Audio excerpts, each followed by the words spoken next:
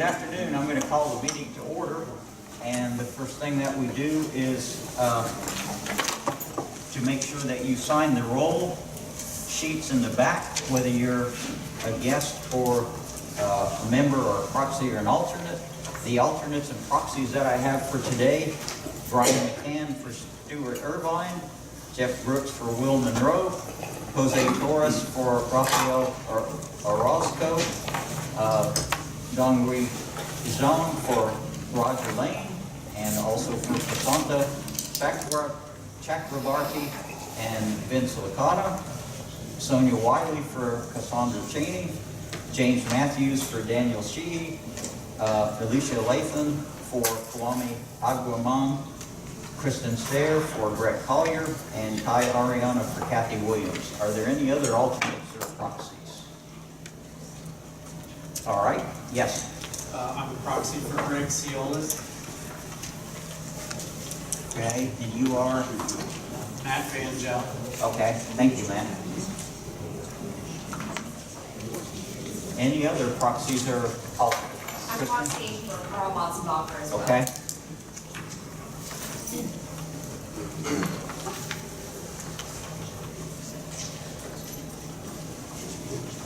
Any others? All right, thank you. Now we have our guests to introduce themselves, and Mr. Glenn, if you would lead off. Glenn, Student Systems Modernization Project. Stacy Hamey, and I'm Provost. Matt Lee, Academic Affairs. Jay Cassidy, Academic Affairs. Hi, I'm from Gemini College of Human Sciences and Education. Sasha, Thackaberry, Digital and Continuing Ed. All right, thank you very much. Did we have anybody to sign up for public comments? All right. Our faculty senate coordinator has indicated that we did not have any contact by individuals wanting to make public comments on any of our agenda items, and I also did not. So we will proceed to consideration of the October 22nd minutes. Do I hear a motion to accept the minutes with provisional changes? Suresh, second Ali. So now that motion is on the floor. Are there changes that we need to make in the minutes that anybody has caught? Seeing no changes, then I'll go ahead and call for the vote. All in favor of accepting the minutes with any minor changes, typographical or other errors to be corrected later, say aye. Aye. All opposed, no. Any abstentions? All right, thank you. We will proceed now then to my president's report, and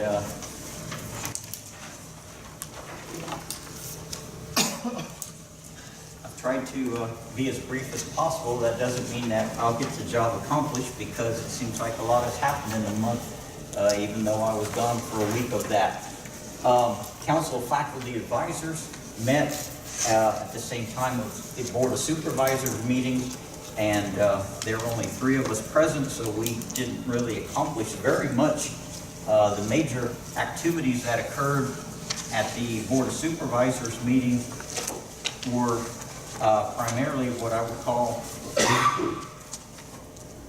routine agenda items.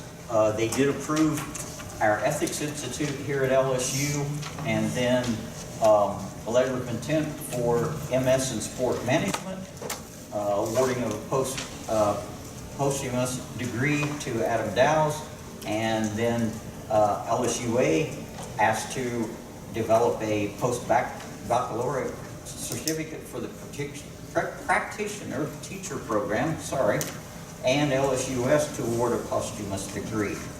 The major things were a presentation on our supplier diversity program, and that's pretty important because we're trying to improve both the vendor offerings as well as provide opportunities for disadvantaged firms in Louisiana. Health Science Center at New Orleans. If you know exactly where that Health Science Center is, it's just right downtown New Orleans, and so there's almost always an item that they're remodeling, or they're trying to trade spaces with other downtown areas so that they can both consolidate and expand their offerings there in their hospital and their educational program. The Phi Kappa Psi fraternity house design was approved, and there's the new clinical building at LSU Vet Med was named Stevenson Pet Clinic. So those were the basic aspects that were presented at the Board of Supervisor meeting.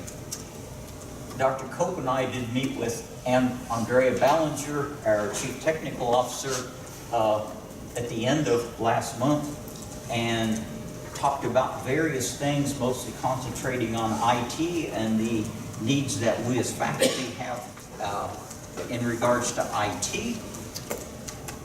Dr. Cope and Dr. Lopez and I did meet with Vice President Lizelle, and so we talked about several aspects with Dr. Lizelle and our Associate Vice President Tyler Kearney, and there were 2 searches that are ongoing.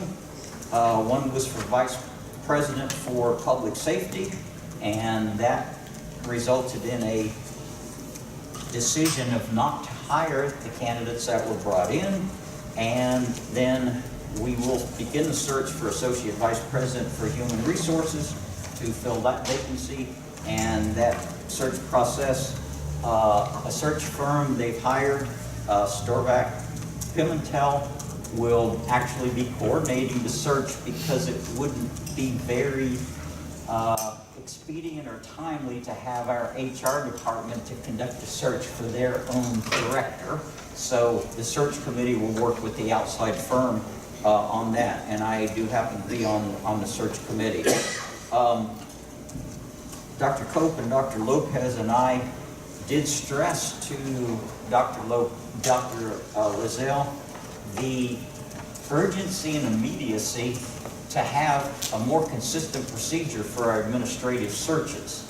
And so we really need to have standard operating procedures because there's always going to be turnover. And so we need to have a mechanism on how search committees are formed, what the role of HR is in the searches, what the role of the search committee chair is, what the role of the search committee is, and some degree of uniformity on what we expect, which level of administrators do we expect public forums, which levels do we not expect public forums, and those type things. So we'll be working with administration and finance on that. I happen to see Tommy Smith, who is a joint budget person between finance and administration and academic affairs, and he's agreed to see if he can help us out in regards to the cost of faculty searches, the cost of HR funds, and the cost of new salaries versus retention. And one of our goals is we've had raises 2 years in a row, and it would be nice for us to be able to make a very strong case for continuing to have raises, but it always comes down to finances. So I'm going to try and work with Tommy, and I've got the blessing of interim provost and of Dr. Lizelle that if we have some data, then we can determine exactly what financial situation we're in regarding retention versus having to hire in replacement faculty members in that regard. So we're going to try and make a case based on data and not just pulling at the heartstrings and the goodwill of our Board of Supervisors and everybody else up the line. We also talked about this whole process of only United Way being able to be our charitable deduction from paychecks, and so we're still negotiating on really who's in charge of that and what the rules are for that. And so those of you who have asked, and I'm not going to pick on you specifically, but several of you are concerned about that, and so we're going to see what kind of mechanisms are in place. Right now, it requires presidential approval, and the, I guess, guidelines that aren't really policy indicate that if 15 or more faculty members ask, then that's how the consideration process goes. We probably need a slightly more formal guideline than that. We did ask Dr. Lizelle about the budget outlook, and his situation, the situation is that as long as the taxes come in the same level as they did last year, and it looks like they are, then we should probably be at about the same level as we have been for the last 2 years, which is then comforting because we can make some plans that we wouldn't ordinarily be able to make. Next meeting, I met with Dr. Cassidy, our senior vice provost. Guys, I can't remember all the things we talked about because it seemed like one topic would flow into another, and obviously all kinds of things regarding policy statements, finances, retention, faculty decisions, so facilities and facility use and how facilities are assigned. But we had an extremely good meeting, and that's led to a couple email exchanges on other topics that I'll talk about later. Dr. Cope and Dr. Lopez and I did meet with our Vice President, Jose Avilas, and the Admissions Director, Danny Barrow, and the Associate Director, Emmett Brown, to talk about the exceptions that have been so highly publicized. And we were fairly well assured that in most cases, the exceptions are justified, but we're still looking for a little bit more data on the Louisiana students who didn't meet the 3-point grade point.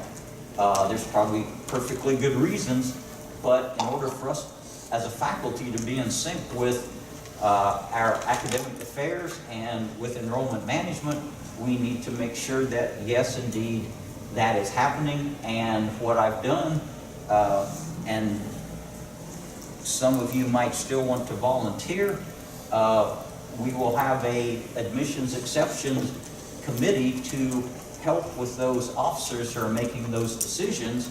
So again, that we are doing our diligence in being responsible for developing educational policy, and that way that their office isn't hanging out there all by itself, that, oh, they're having staff people making the decisions, that we will have a group of faculty members, some of you who have volunteered, and I've got others from the Admission Standards and Honors Committee that will actually then be ready to assist and actually help them to make decisions on the, one, preparedness, and two, the chances for success of those students who are granted exceptions. We call them exceptions. We'd really like to change the conversation to non-regular admissions, because realistically, when you talk about an exception, it's like, oh, we're really breaking the rules. And what we've done with the algorithm that is set up is we've identified students that can be successful if we provide the right resources and support, but they just don't meet our regular admission standards. So we're trying to shift the terminology a little bit, and we'll actually be working with the Board of Regents to see if they will actually change their terminology also. Campus Honorary Degree Committee is chaired by Dr. Cassidy, and so that committee met, and we determined that the two nominations for honorary degree did meet the criteria that will bring both recognition and honor to them and to LSU, and so those will be announced sometime, I guess, early next spring, and plenty of time for the spring commencement, at which time the honorary degrees will be awarded. Dr. Haney and I met with Student Government Senator McKinney 2 years ago in September. The student government passed one of their resolutions that they wanted to have a student bill of rights. And at that time, it was passed to the executive committee, and so Kevin led us in examining that, and we, after looking at the list of rights that they wanted, determined that a lot of what they wanted were already guidelines and policy. They were just scattered among different policy statements. And so I was pretty well prepared then for our meeting, and in a conversation that Provost Haney and I had previously, we decided, let's not necessarily have a Bill of Rights for students, because they already have a code of student conducts, and most of the things that they want are already codified in a policy or a guideline anyway. Why don't we try to turn this, and Catherine agreed, that we need to turn that into guidelines for students and faculty, so that we have a single page or a double page, so that it's fairly quick reference for what faculty should do in helping students to succeed. And students also have not only the right to know where they stand in a course, but they also have the responsibility to attend class. They also have the responsibility to be there when you turn back assignments. And so we want this to be yes, we're all in this together, but each side has both rights and responsibilities, privileges and benefits, if you will. So that's the direction that we're going to head with student government.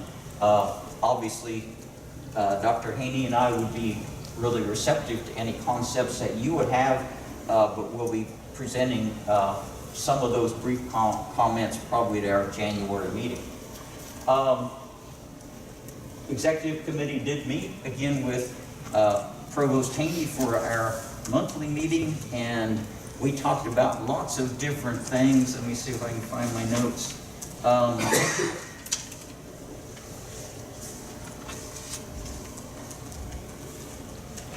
I don't see them here. Maybe I didn't bring them.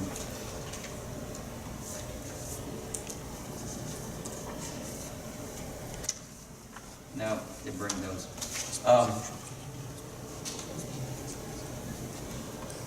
I don't remember what we talked about. Many topics.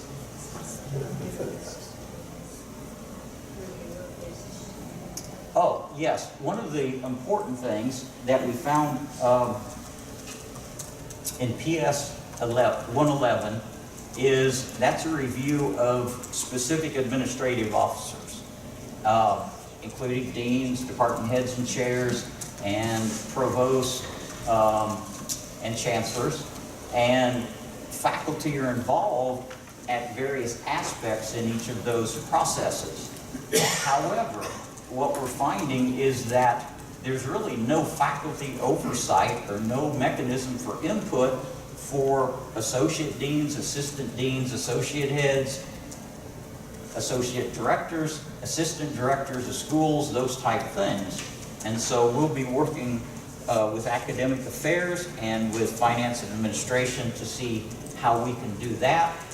Some of the continuing things that we talked with Dr. Haney about, obviously the admissions exceptions, the non-regular admissions pop up at just about every meeting, because every time there's another news story come out, then we get faculty requests for, wait, what's going on now? And quite honestly, those of you who attended the forum with our previous candidate realized that, yes, if we don't have holistic type admissions, if we don't take a close look at candidates, even if they appear to meet our requirements for admission and success, then we're really not doing LSU, we're not doing the state, we're not doing the region and the citizens we serve a justice. And so in that regard, it's pretty easy to make the case that as long as we're not lowering our standards and as long as our students are successful, then we're probably pretty well on the right track.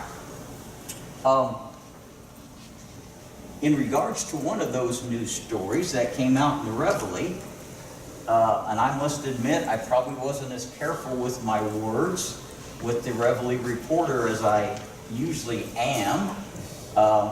He just caught me on a good day for him and a bad day for me, I guess. but realistically, I did meet with President Alexander and Vice President Aviles about my comments. What I intended to say was that we were still looking for a little bit more transparency, and it got turned around that there's no transparency with the faculty. So again, not quite what I intended, and probably didn't watch my words closely enough. The other aspect that came out was that in some aspects, we don't have the communication coming out of Lakeshore in the University Administration Building that we would like, and that came out as a direct derogatory that we're not getting any communication from that office. And again, I won't say I got called onto the carpet, but my seat was a little warm for a couple of minutes. And so in that regard then, after that, Jose left, and so Dr. Alexander and I had a conversation about several different things, and I'll cover a couple of those in just a minute. They have refreshed my memory, and certain things just keep coming up over and over. One of those is Moodle, how Moodle doesn't perform as well as we'd like, what's going to happen to Moodle, what we're doing with Moodle 3, which may or may not be a replacement for a current Moodle, and the support that we have from IT, and the transfer from a service desk into a faculty technology center that's all-encompassing. All of those things kind of just keep circulating over and over and over. So those of you who have problems getting response from IT, or you don't have a ticket that you understand, well, they're still in the movement process, but we are making strides. So it's another case. I won't say it's another case of our other software program that it's taken a couple of years for us to swallow, but we're getting there. One of the things that will happen, and again, Dr. Haney and I have corresponded with Dean Queen in Music and Dramatic Arts, is that we think that if we're going to be an all-encompassing comprehensive university, we need to have more activities. Now that we're requiring freshmen without a good reason to live on campus, and if we want to draw the community into campus, and if we want to have ourselves be enriched with all the different cultural aspects that a university can and should provide, then we probably need to promote that a little bit. So we're going to be working with Music and Dramatic Arts, as well as Auxiliary Services and Academic Affairs and Faculty Senate, to see what we can do to move some of those aspects forward. So that will be on the horizon, and one of the things that we'll talk about for spring. Last but not least, those of you who get grants and contracts, even though Workday is prescribed in some manner, in other aspects, it really doesn't still give us the data we need for how each of us needs to account for our time. And so in that regard, we're going to be examining that so that, one, the faculty are protected, but secondly, so that the university actually knows for our reporting mechanisms on who is doing what at any point in time. So again, that's a tweaking of the Workday system that is going to have to take place. So I'll answer any quick questions you have about the meetings that I and the executive committee have been involved with.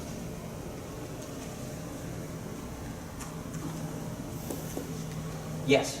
Regarding the non-regular admission, is this something going to be like what we do with the graduate student probation? Or this is, because the regular and non-regular here is confusing. When you say non-regular, for me it's like probation, which means if the student don't continue to achieve certain level, they will be just dropped. No, So exceptional may be more suitable. Wait, what's that? About the non-regular admission of students.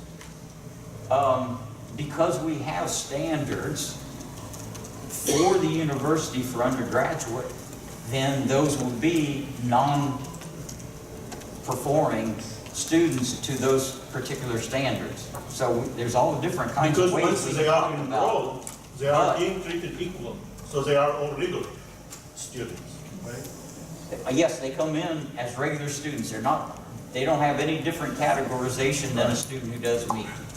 Yes. And that makes, in some aspects, those are going to be difficult to track and make sure that indeed they are meeting the same normal benchmarks of succeeding in their courses, graduating at the same rates, staying here at the university until they do graduate, etc. But those are some of the things that enrollment management is working on. So that's a good question, Ollie. But it's not the same as with graduate programs where they've got some degree of proven abilities to succeed in a difficult program. They just don't quite meet our requirements. That's an interesting concept, though. Yes? Just to say that what you're correct, a student is admitted. The Board of Regents have given this label of exceptions, but we don't do that. We're not labeling the students. They've been admitted. They've gone through our process, and in an evaluation of the criteria before, the admissions staff with faculty input, they're admitted. We can certainly track students to determine if you come in with this GPA and this ACT and this type of letter of recommendation and from this school and from this area, we can know the differences we're talking about with that student. And in fact, this year, using a fairly sophisticated algorithm with that Ed Shahada has utilized in prior years, we had a prediction about every student coming into LSU, and we worked to identify those that would need the resources. Now, what we know is that we sometimes stereotype those students as not being capable. In fact, the student at the highest risk of not returning in the following year is the student whose fall semester GPA has the greatest differential from their high school GPA. That's the single most critical variable in terms of significance. So if you come in here and you're 4.0 and you make a 3.2, you're devastated. Like, I gotta leave here. You come in here, you had 2.75, and in high school you had a 2.9, you rocked it. You're good. You're coming back. So we have to be really careful that we don't make assumptions about students and that we're trying to inform ourselves and have data-driven processes that assist our advisors, assist our student life staff, assist the in University College, UCFY, all of our colleges, to identify those students who need help, ensure they get it, and connect them to the resources. So for us, they're a admitted student, you're absolutely right. We don't want to label that student. We want to love up, embrace them, and make sure we connect them to the resources, whatever that may be, for that student to get help. Hopefully, most, if not all of you, have received messages from your dean's office that we're maintaining the standards, but we can identify some of those at-risk students either for not staying because of financial reasons, family reasons, or they just don't feel like they belong because they don't perform as well as they did in high school. It's up to us to also help and maintain the standards. So hopefully you get that message from your dean about that. There's another question back there. Yes? Sure. This may have come up when you had a meeting about the Bill of Rights issue, but I was just thinking in terms of a graduate student Bill of Rights that's becoming an increasingly prevalent practice at peer institutions such as CU Boulder, Nebraska-Lincoln, Arizona State, University of Michigan, all have adopted graduate student Bill of Rights, and events such as the November 14th panel, I think, speak to graduate students kind of occupying a very different space in the university than undergraduates. So I guess my question is if that came up at all, and second, I would maybe urge us to consider that. Yeah. I'm going to answer your question in three parts. Okay. First is I'll talk about the intellectual right graduate studies panel in a minute, but this was strictly a conversation about undergraduates, and because our graduate student body has not been as active in student government, even though they have representatives, as the undergraduates. Quite honestly, that's why we need a stronger student government organization, so that they can kind of take up their own difficulties and their own crusades. It has become apparent, and so it just segues right into the very first topic on the seminars. I was able to participate in a panel discussion along with our Chief Intellectual Officer, Andy Moss, and who else was on the panel? Yes, our ombudsperson, Retha Nydecken, and then we also have a faculty member from sciences. And so basically we were exploring what rights do students, graduate students, have to the intellectual property that they develop. And the answer is we have policies on that, but the policies, because they're more legalese than what I would call plain English, they're sometimes confusing. And because graduate students, particularly in the sciences and engineering, almost always are dual individuals, both graduate students and employees on assistantship, then that also complicates the issue. And then we have graduate students, because we've hired in so many, what I would call new assistant professors, who are on the cutting edge, hopefully, of their scholarship, and they find, a graduate student finds out that that new faculty member can actually contribute and actually may be the one to be a major professor. Then there are personality conflicts when they want to switch major professors, and in the middle of a program they may have already developed some scholarly activity with their more senior professor that they started with. So all of those things, we didn't really resolve anything other than, yes, we do have policies on intellectual rights, but what are the other rights of graduate students at the university? And so that's going to be a continuing conversation. I'm not sure that the Faculty Senate is in a position to sponsor a seminar on that, but I think is probably a good possibility that Interim Dean Richardson will co-host with us, so that we explore some more of these in again, another open forum.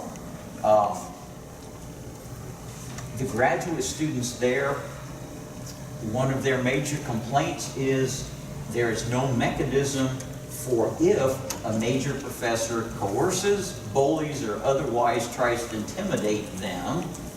And in that regard, we don't have a bullying policy on campus or anything in regards to a hostile work environment or those type things. So I'm not sure we need a bullying policy per se, but again, maybe we do. So those would be aspects for you to think about, and perhaps we can address in the spring as a Senate or as an ad hoc committee, or however you think best. But think about those things. There are some graduate students, particularly the international students, that come. One, they're unfamiliar with the culture. Two, they're unfamiliar with campus. Three, they're usually unfamiliar with how a graduate program ought to operate.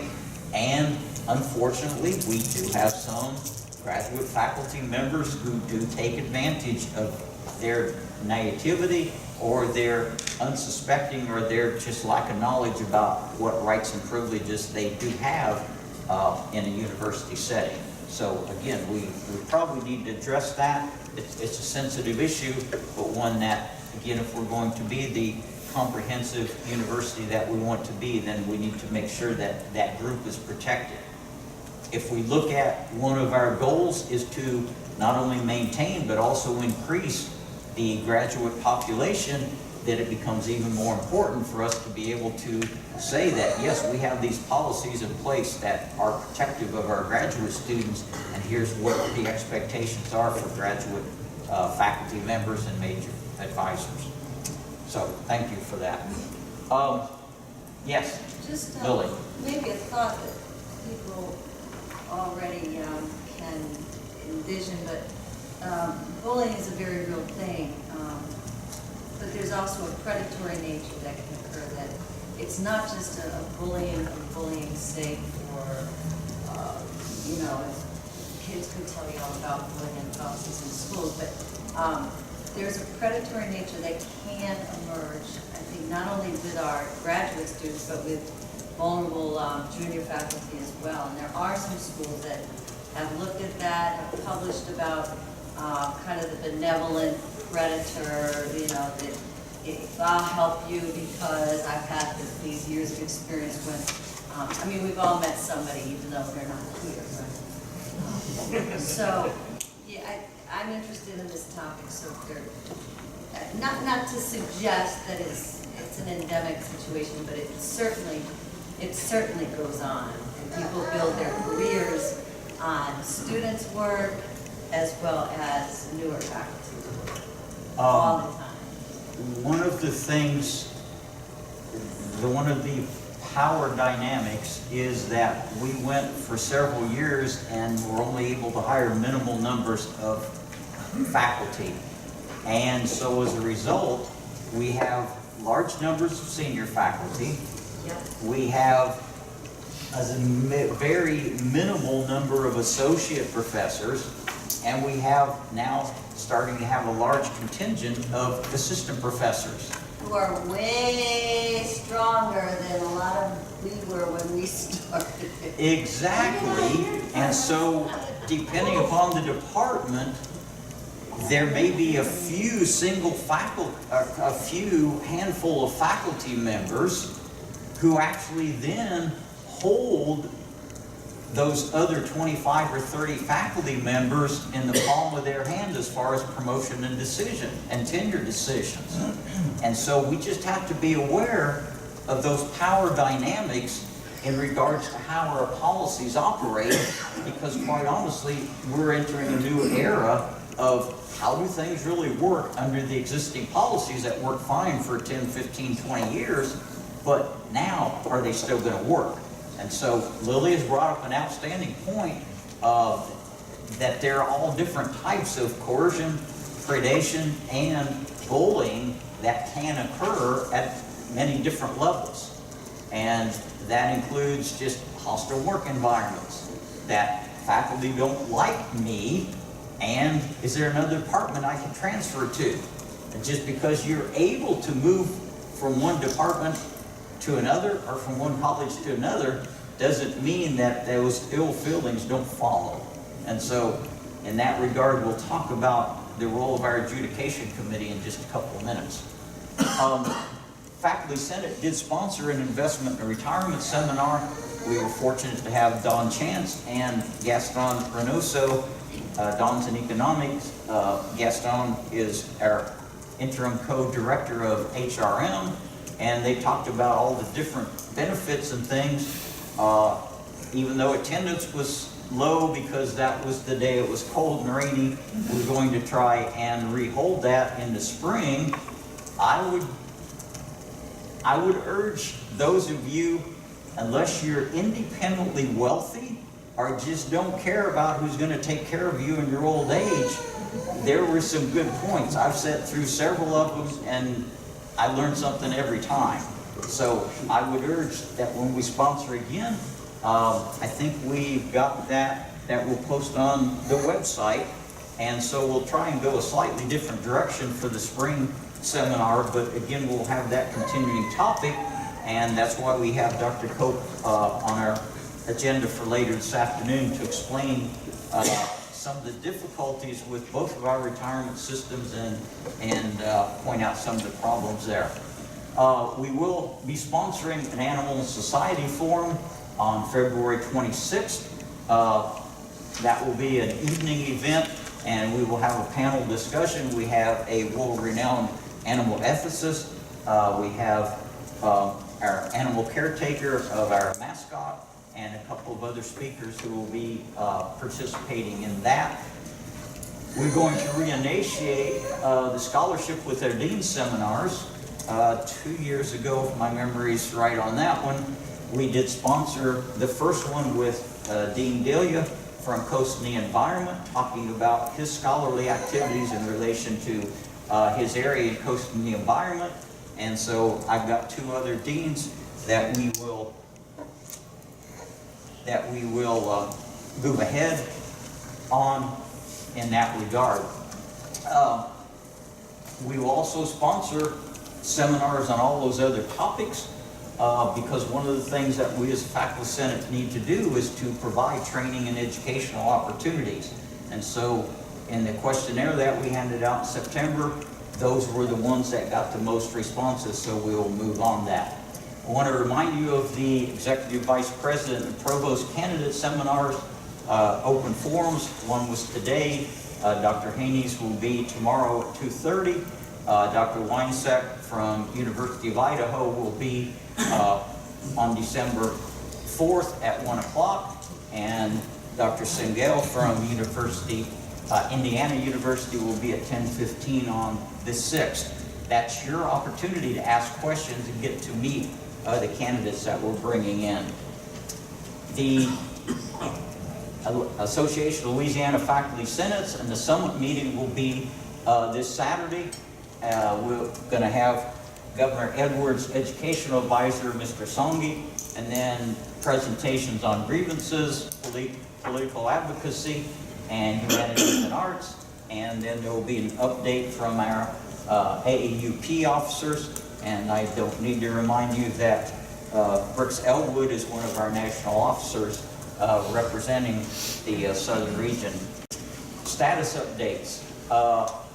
We just talked about the Executive Vice President Provost search, which is ongoing. The Associate Vice President for Public Safety ended in a no candidate being selected. Strategic Communications Consultant is being brought in, and I'll be meeting with those the week after next. I'm working on a faculty athletic representative replacement. I've been in communication with Dr. Alexander about that, and so we've got 3 names that have been submitted, and so I'm negotiating with him to make sure that we have the right person, because 1, it's a large time commitment, 2, they're one of the 5 people who can represent the university to NCAA and SEC, and 3rd, they do represent the faculty, so we want to get the right person in that slot. Faculty Adjudication Committee, I still need a couple more nominees for colleges so that we have some broad representation, and I will be meeting with the University Planning Council tomorrow morning to explain the direction of why we are going with adjudication rather than strictly grievance, and how that fits with the ombudsperson that we have. Our lactation rooms are up and going, and there is a map. Unfortunately, they're still pretty hard to find unless you know exactly where. So I'm going to be trying to persuade Stratcom to change and actually have A to Z so that they're a little more obvious, so visitors to campus can find where those rooms are on campus. Our regular employees now that wanted those facilities, then obviously they know how to schedule and those type things. Parental leave policy, that's going to require some legislative changes. And then the executive committee and I have been involved in all kinds of these policy statements and PM, so I've just listed those so you can see most of those are in the process of either minor changes, PM 79, freedom of speech, PM 80, both of those were legislatively mandated. So if you look at those and you say, yeah, we can't do that, we don't have a choice, because the wording is almost exactly the same as it was in the statutes. We will be operating on drafting and finalizing, and we'll be presenting to you next spring, principles of academic freedom and tenure that will fit along with the free speech thing that we've got. I wasn't able to go to the student government meeting on clicker management. Obviously, that's a concern to them so that they have some degree of consistency, so I'll be visiting with Stuart Lockett on that. And last but not least, we know we have to make all of our websites and the materials we put on our websites accessible. That means we have to meet the ADA requirements. I decided if I was going to be a faculty leader, I needed to find out how to do and what to do. And on the one hand, once you know how to make either your Word files or your PDF files or your Excel files or your PowerPoints accessible, then it's just a matter of plug and shove through. But getting that initial hump is probably going to take a little bit more training, or at least some kind of a guide sheet. So I'll be working with Susanna to see if we can come up with that meets strategic communications and IT's recommendations, and obviously Dr. Lee, who's our university chair on that guidance committee, will be working with him also. Things for spring. We're going to have to elect officers, executive committee. What I want to do beforehand is to reinvigorate the policy committees, most of which are languishing in the colleges, and that's where faculty actually learn about what's going on in your college and have input on educational policy. We need to reinvigorate our salary equity study, and I've already talked about the reviews of associate and assistant deans. And the other aspect, now that we have PS 36T and we know that it's going to be fairly operational, then we need to go back and revise our campus implementation and dismissal for cause procedures, and Dr. Cassidy will be spearheading that. Reminders, holiday on campus tonight.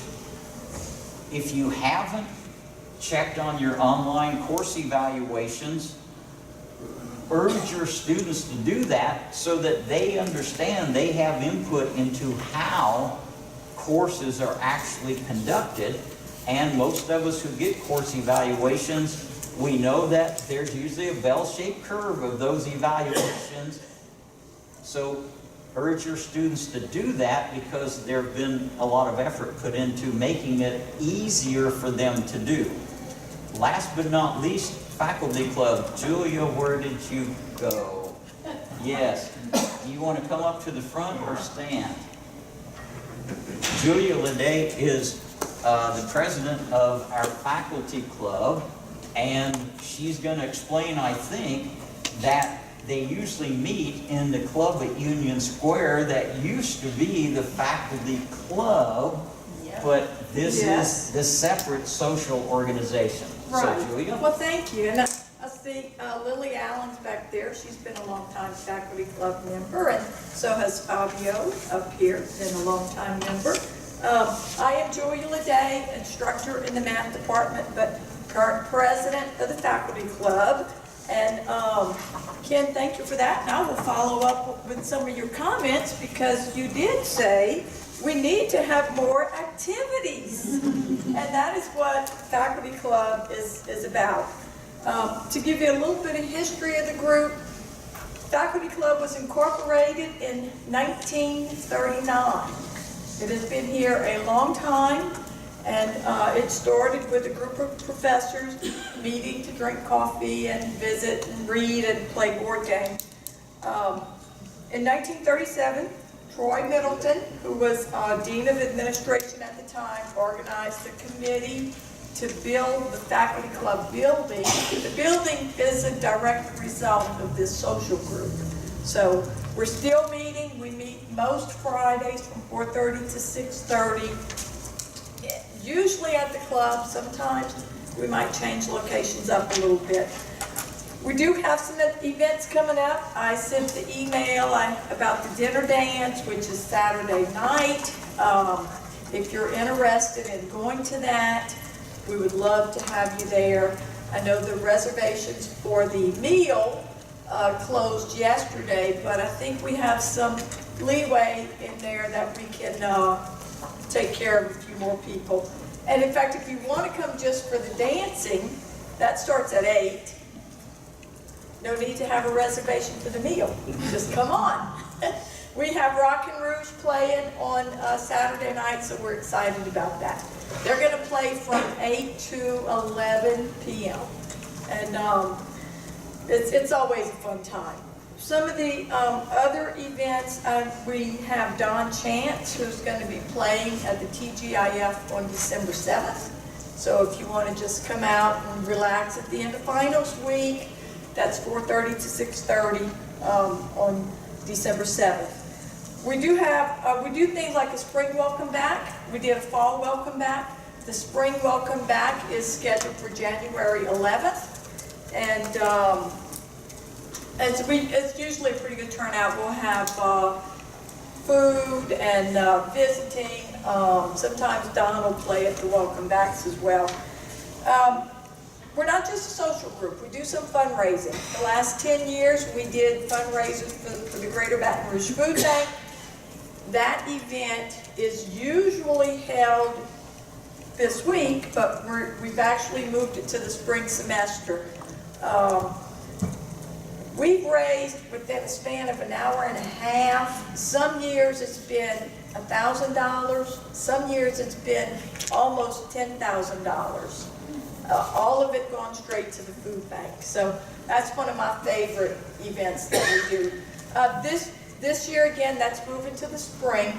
I talked with the management of the faculty club a few weeks ago, and they were like, they were thinking about doing a celebration for the 80th anniversary of the building, which they thought, well, maybe we can combine these two. I talked with Don about a music event where Don might play. We get some singer-songwriters from the Baton Rouge area to play, and along with that, the fundraising for the food bank or whatever group we want to support at that time. We did take a vote that we would support the food bank, but that, again, every year we kind of evaluate that and decide who we're going to support. By the way, the food bank does directly support the food pantry on campus. So some of your contributions there are coming straight back to the campus. We do a crawfish boil in the spring. We do a fall tailgate, a football tailgate in the fall. And the best thing I found about Faculty Club is I have met people from across the campus. And if you're in a meeting and somebody comments on, well, we need to talk to somebody from such and such department, well, I know somebody. I know who to put you in touch with. So it's been a great way to network with others across the campus, and we would love to see you at the dinner dance or December 7th with Don Chance. Are there any questions for me? Yes? The events are for the club members or everybody? Well, everybody. But how do you publicize that? Well, that's one thing about why I wanted to talk to this group, because we don't get a lot of publicity. It's mainly word of mouth, or sometimes an email will go out. It's very hard to get a broadcast email at the university. So we have our email list of previous contacts that will send those emails. We'd love to put you on the email list. Yes. So did you say what the dues are? Oh, the dues, they're a bargain. Thank you for that.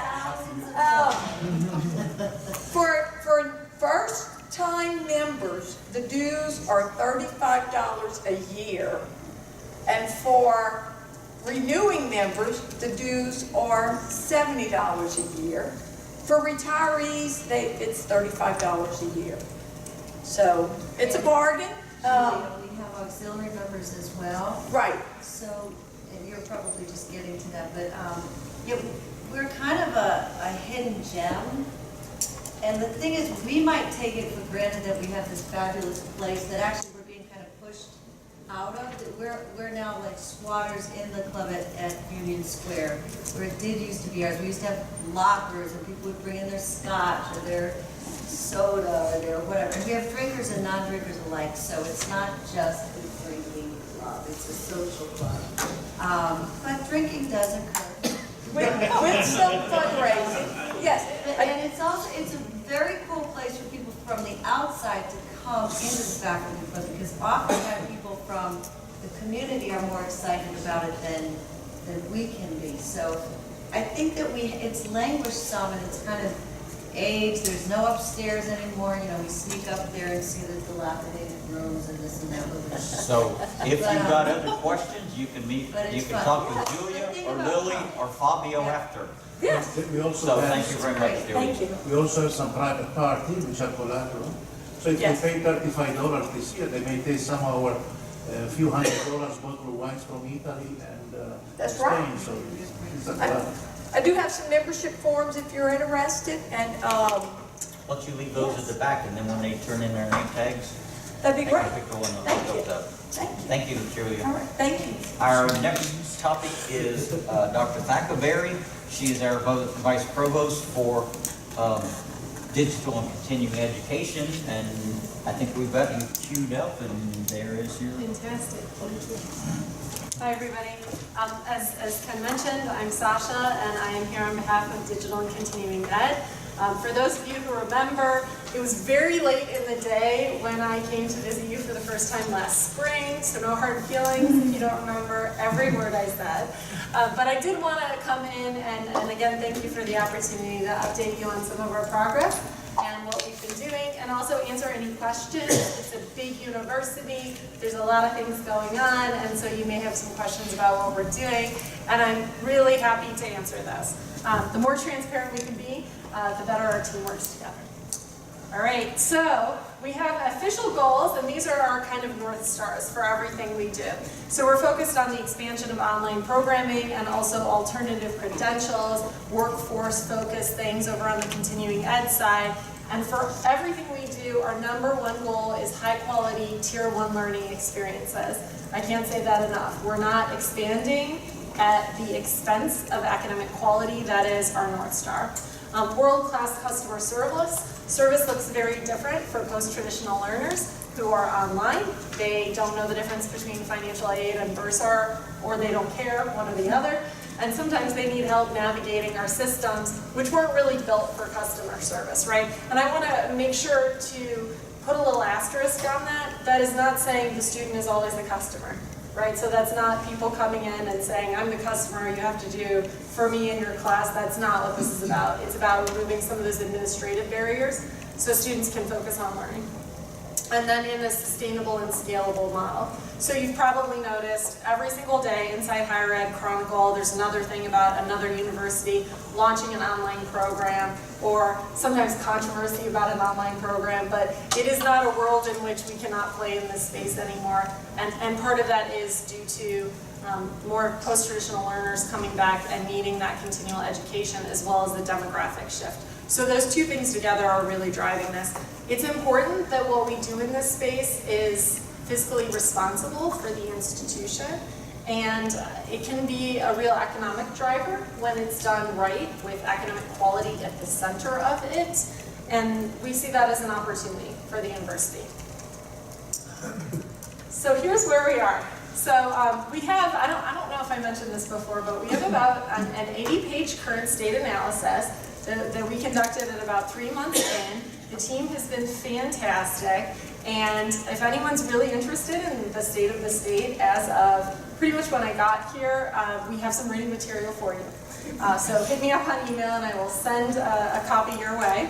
And really, we're starting kind of at ground zero, right? So in terms of the arc of online, flagships are kind of last in the category of being ready for online. And of the flagship category, we're towards the tail end. And I'm just keeping it real with y'all here. So we have a lot of modernization to do to kind of catch up with where we need to be, but also keeping in mind that we can't build to today. It's too late for today. That ship has sailed. We have to build 2 years out, 3 years out, 5 years out. So we have to be a little innovative about how we think about programs and how we think about supporting our students. We make a commitment to them when they come to us, just like with our new first-time, full-time freshmen. And it's a responsibility that we have if we admit them to make sure that we're doing everything possible to support their work. So really we're doing with infrastructure, everything from partnering with IT to make sure we can actually offer undergraduate online degrees, which we currently can't from a systems perspective. Working to modernize the look, feel, and function of our courses so that students get an experience that is contemporary, and everything from just responsive design to what micro video looks like online.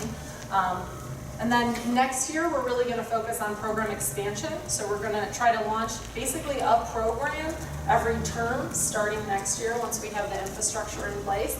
And I know I've spoken with some of you about some specific programs, and it's really exciting. There is a lot of potential and a lot of energy around this, and we're really excited about what the future can bring. We do have to have those infrastructure pieces in place before we grow. If we grew now, it would break, which isn't good. But we're getting there. We're getting there. And then year 3 is really focusing on growth and institutional sustainability. And I'm going to talk in a little bit about, I don't remember how many of you knew this, but we had a vendor called Academic Partnerships that we worked with for many years. And we have since insourced those marketing, recruitment, and retention services much, much faster than I had originally hoped for. And so we're very excited about that, and I'm going to tell you a little bit about it. But the first thing is always our programs and our courses. Our academic reputation cannot be put at risk. Sometimes we call that our brand. We can't put our brand at risk, but it's really what we do. And our product at the end of the day is not our learning experiences, it's our students in the world. So how well did we do at preparing our students for the world and for their work in the world? But in terms of what we're doing from a practical standpoint is we're supporting new programs. So we currently have 8 programs that we supported that were with AP, and then there are 2 other programs that were on campus that never went through AP. And so we have a total of 10 programs, which is not a lot of programs. So we need to offer programs. The interesting thing is, though, we're gathering data finally. We're gathering data on this stuff. Some of us are data geeks. There's no researchers in the room, right? So just checking to make sure everyone's awake. So our data is showing us that people are coming to the website and searching for online degrees and then leaving because we don't have them. So that's great on 2 fronts. One, it shows that if we build it, they will come. And 2, our marketing is going to be a lot more reasonable than we thought, right? So I came most recently from Southern New Hampshire University, and they had to sell that brand. Nobody knew what Southern New Hampshire University was like 5 years ago, right? We don't have to sell the brand of Louisiana State University.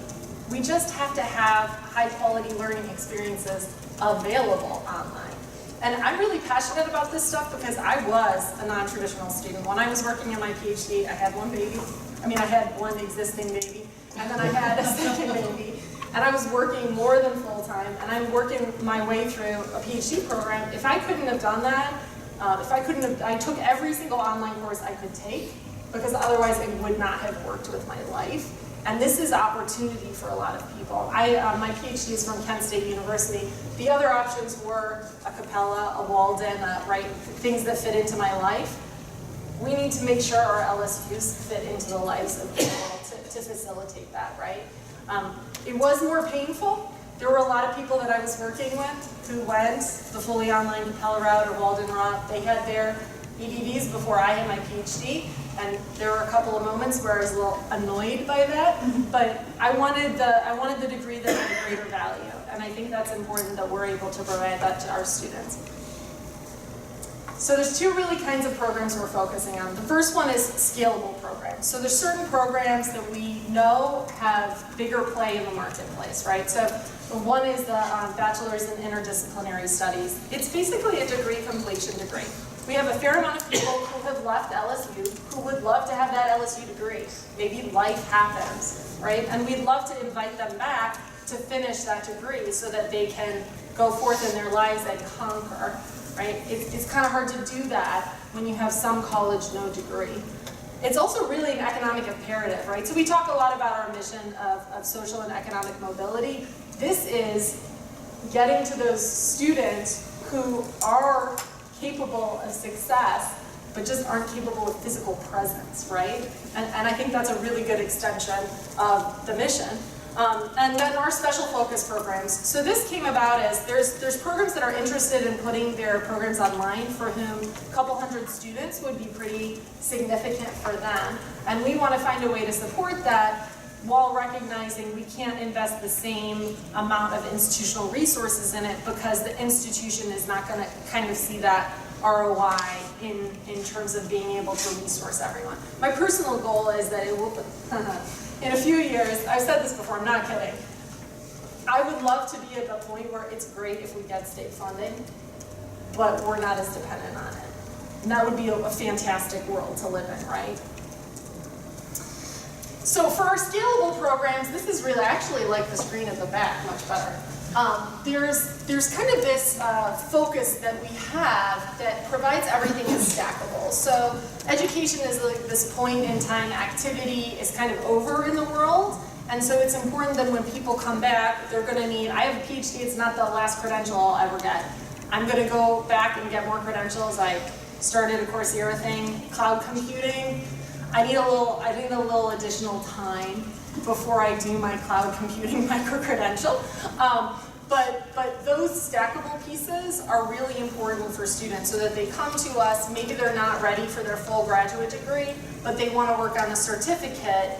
We need to facilitate them being able to apply it towards that master's degree so that we keep our arms open for people in Louisiana and the region who want to have a long-term relationship with LSU, not a point-in-time experience. So, and part of this is also just pragmatic, right? If we're creating programs, we want to be able to extend the reach of those programs instead of starting from scratch. One of the things that you do very differently in online degree planning is you don't offer tons of options. So where I came from, a course cost about $60,000 to stand up. Here, we've driven the cost down to about $25,000 because we're doing it better, frankly, we're doing it better. But that's still a lot of money for a degree, right, to stand it up. So you're looking at the ROI on that. You want to make sure you're not creating a whole buffet of options for students because it's very difficult to maintain that over time. And we're also data-driven, which means that when we work with our partners, we go out and actually have industry analysis done. We work with Adventures and the EAB right now.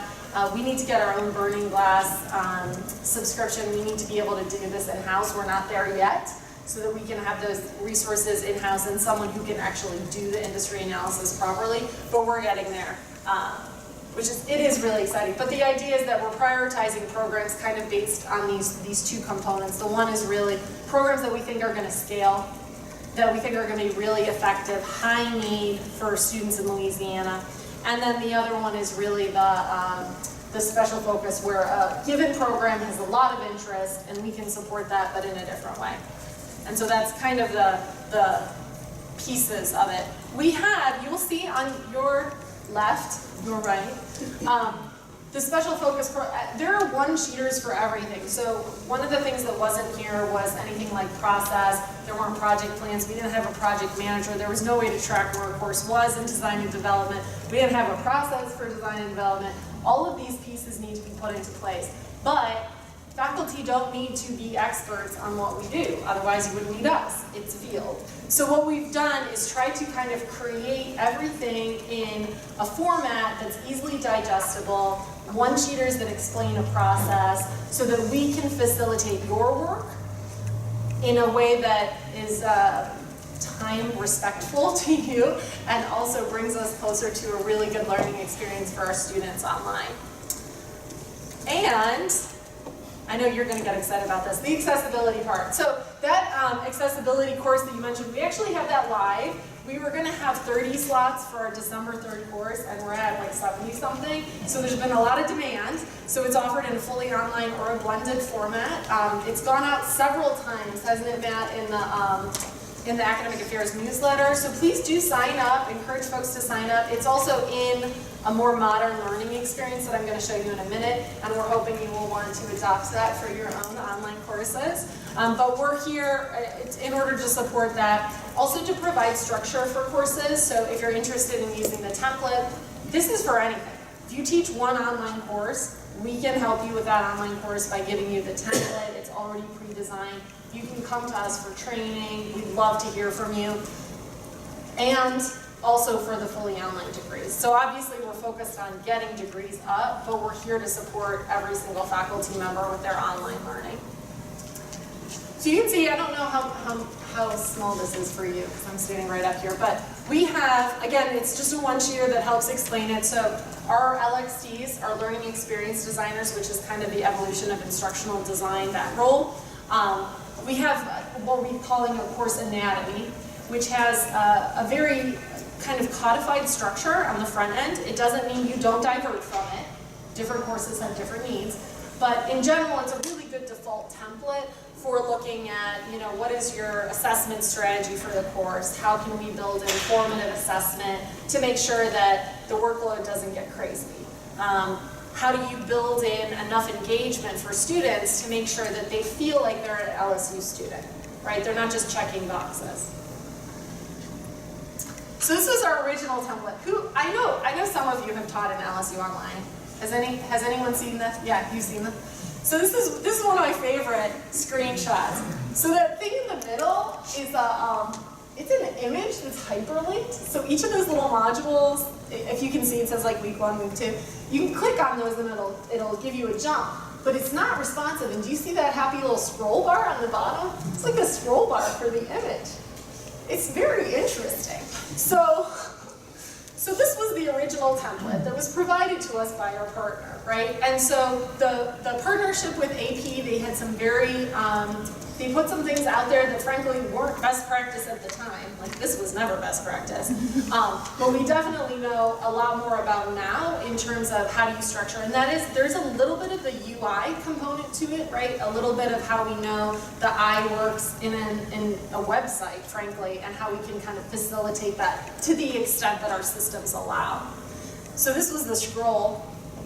Everybody love Moodle scroll? I love Moodle scroll. Okay, but this kept going. That was like step 2 at the bottom. We kept scrolling. There were like 6 steps. So we didn't like that.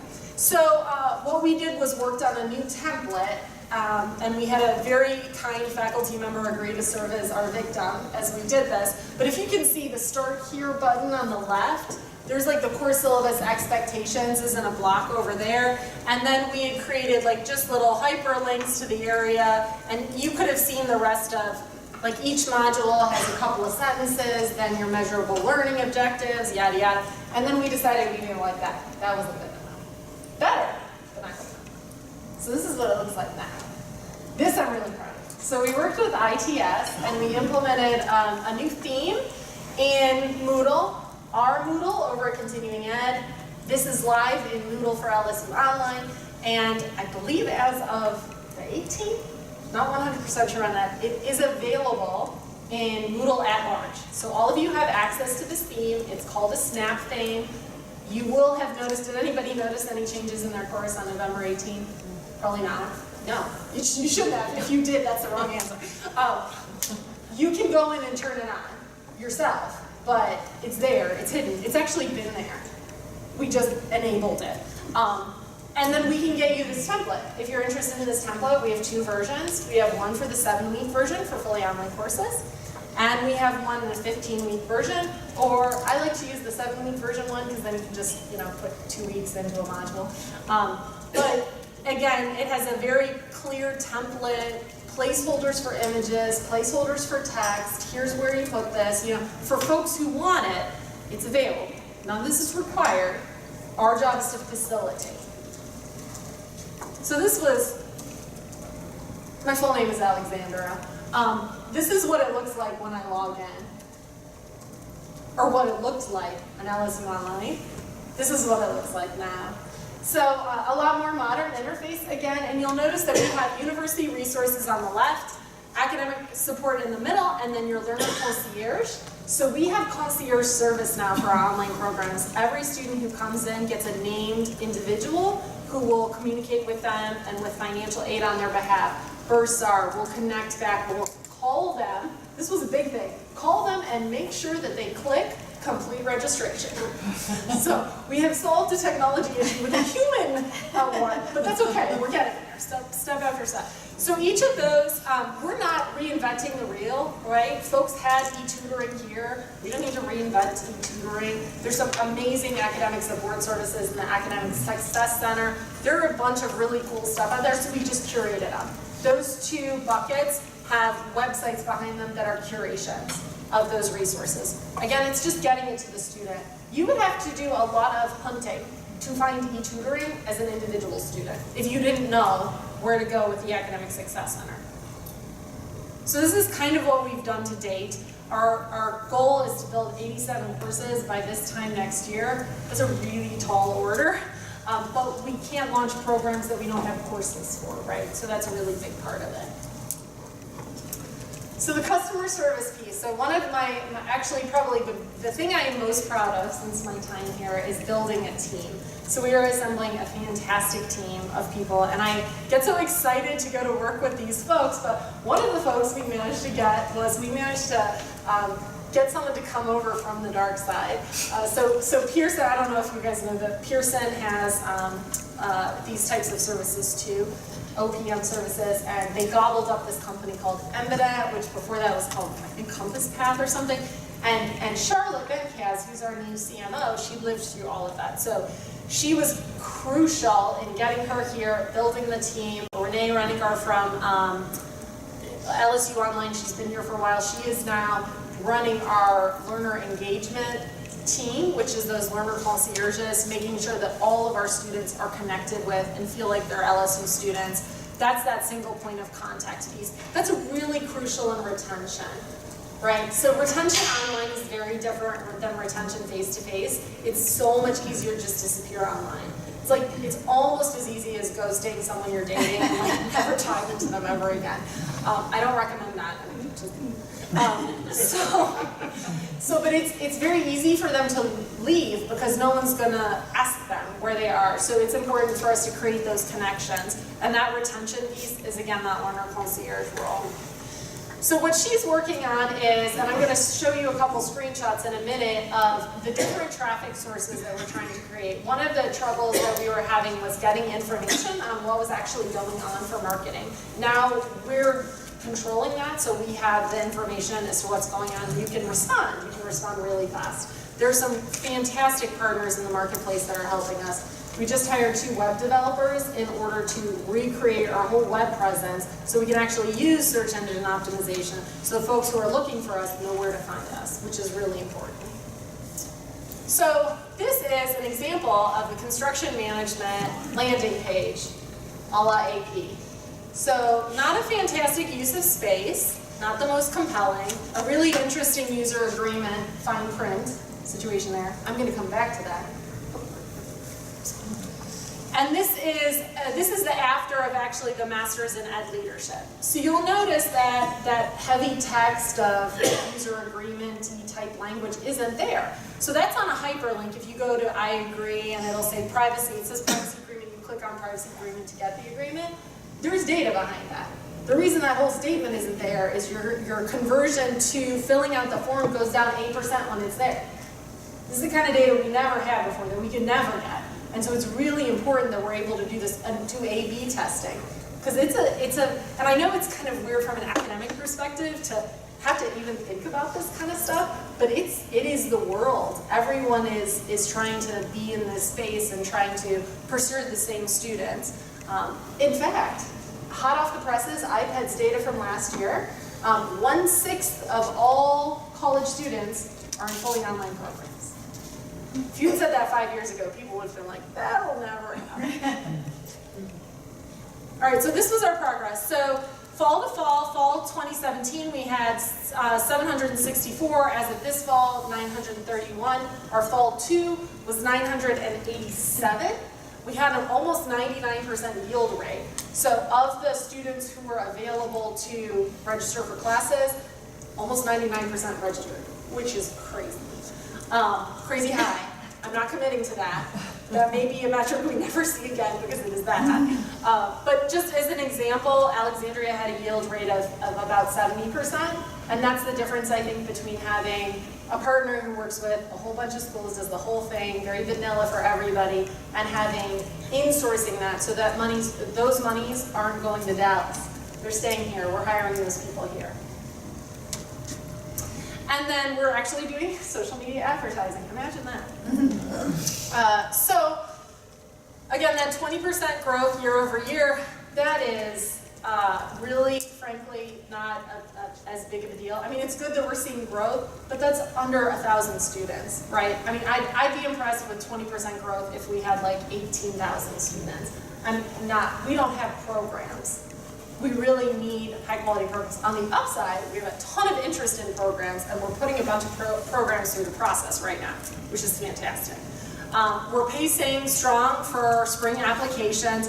This data is a couple of weeks old. And then the leads are coming in strong, which is good. But again, a lot of the SEO stuff is really important. If you see these ads, who has never seen one of our social media ads? It's okay, you can tell me if you haven't seen one. That's a good thing, because you're not our target audience. You already have your degree. So if you guys were seeing them all over the place, we need to adjust the algorithm. I mean, I'm not like writing the algorithm. We would go to our partners and say, hey, we need to adjust you seeing these because we pay for this. If you do see one of these beautiful ads, do not click on it, because we pay for it when we click on it. if you want the links to the programs, I will happily send you the actual links.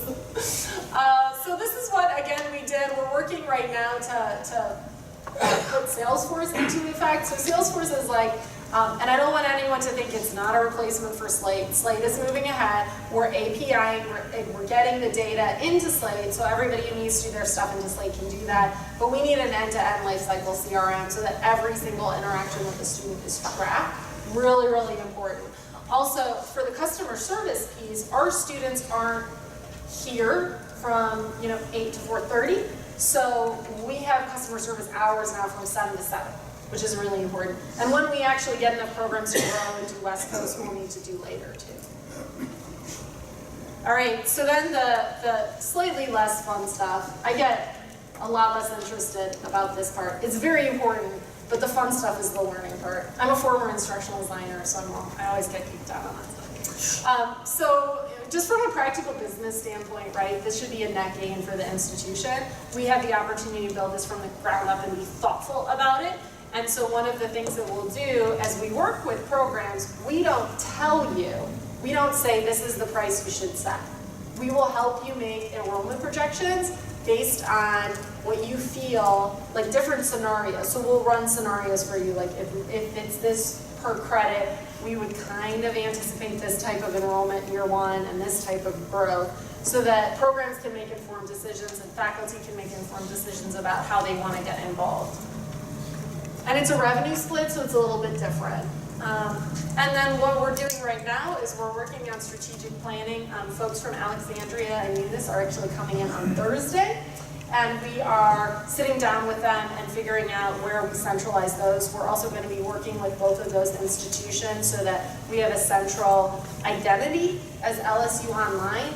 It's really important that we don't stand up competing degrees across the brand, because sometimes folks don't understand the difference or the type of degree, and so it's really important that we have clarity on that and a unified presence. And then also, accessibility is up. We're working on our other professional development pieces, and so we're doing a lot of things on kind of both of those fronts for full programs. Oh, did anyone get the survey? So went out an academic affairs letter, went out with the engagement council, we sent it out through a bunch of student government, sent it out to students. It was fantastic. So we have a ton. I think we've had like over 1,000 responses to the survey. But basically, it's getting feedback from faculty, administration, staff, and students as to what they see the needs. Matt actually got contacted by someone with the undergrad student government who wanted to talk about fully online undergraduate degrees, which I was like, this is awesome. So it turns out her mom is going back to college online and can't come here. There's no program for her. So she wanted to, it was really fascinating. Wasn't she cool, man? I thought she was so cool. But it's just really interesting. So that is a different type of experience, right? She's coming here for that first time, full-time kind of embedded experience. Her mother needs that degree. We're the flagship, right? That's like what we do. That should be what we do. And then how we do it. So this is, again, if I get geeked out on that stuff, I really get geeked out on this stuff, which we're trying to act like a startup within a large institution. There is a ton of history. LSU brand and the LSU academic reputation is very strong. Also, there's like some sports teams here. And so it's really important. That didn't play as well as I thought. I understand like the 7 overtimes thing. Okay. Sensitive to that. So basically what we're doing is we're working on creating a culture that everyone feels empowered and has expectations to get back to people, to support faculty, to do what they say they're gonna do. My grandma always said, you do what you say and you say what you do, right? And this is basically how we work together as a team, and we do win as a team. So if you get an email from me and there's like hashtag win as a team at the bottom, it's a thing. Like, we have a win bar. I don't know if you can see the win bar. When we onboard people, because we're hiring a lot of people, they have to go on a scavenger hunt. Like, this is who we are. We want to be the team that gets it done, because we're getting it done for you, and this is like all of us together. So that's kind of where we are now.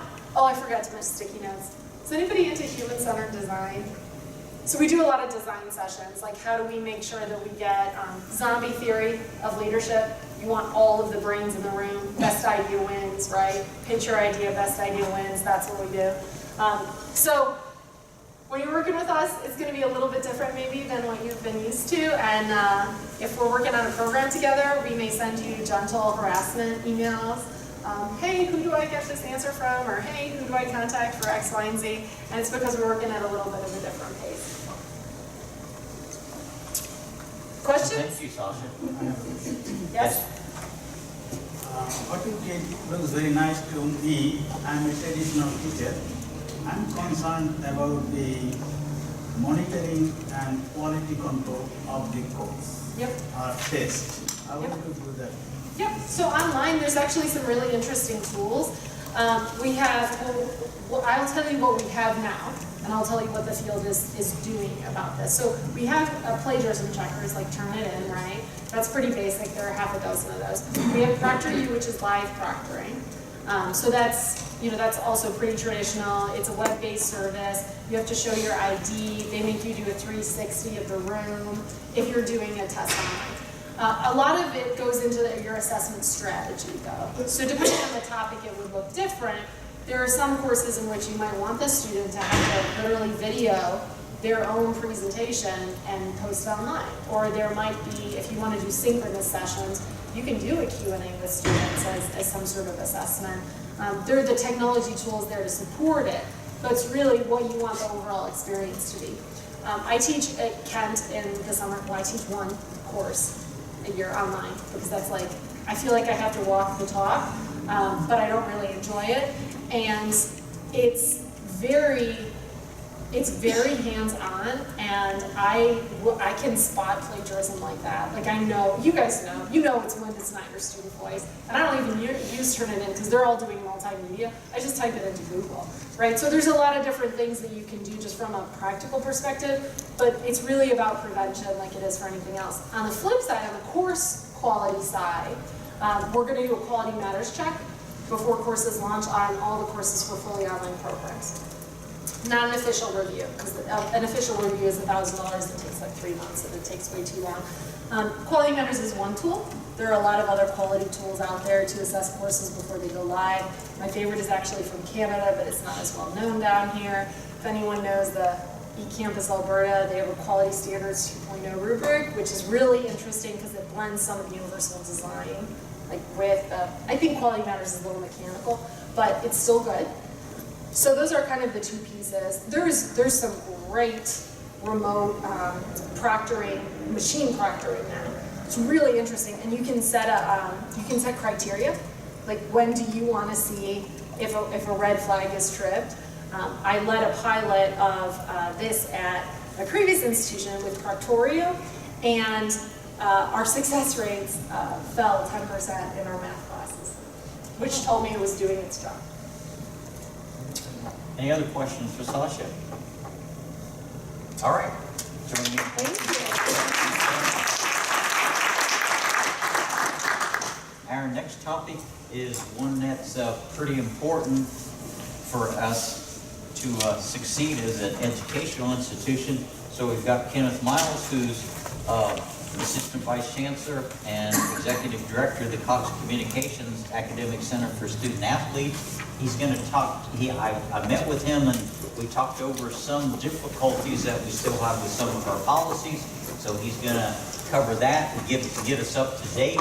And then probably in January, we will have our new faculty athletic representative and our previous one, Bill Damastes, to give us an update on where we're actually at. So depending upon what Kenneth tells us, then we'll figure out what we need to do on our January 17th meeting also.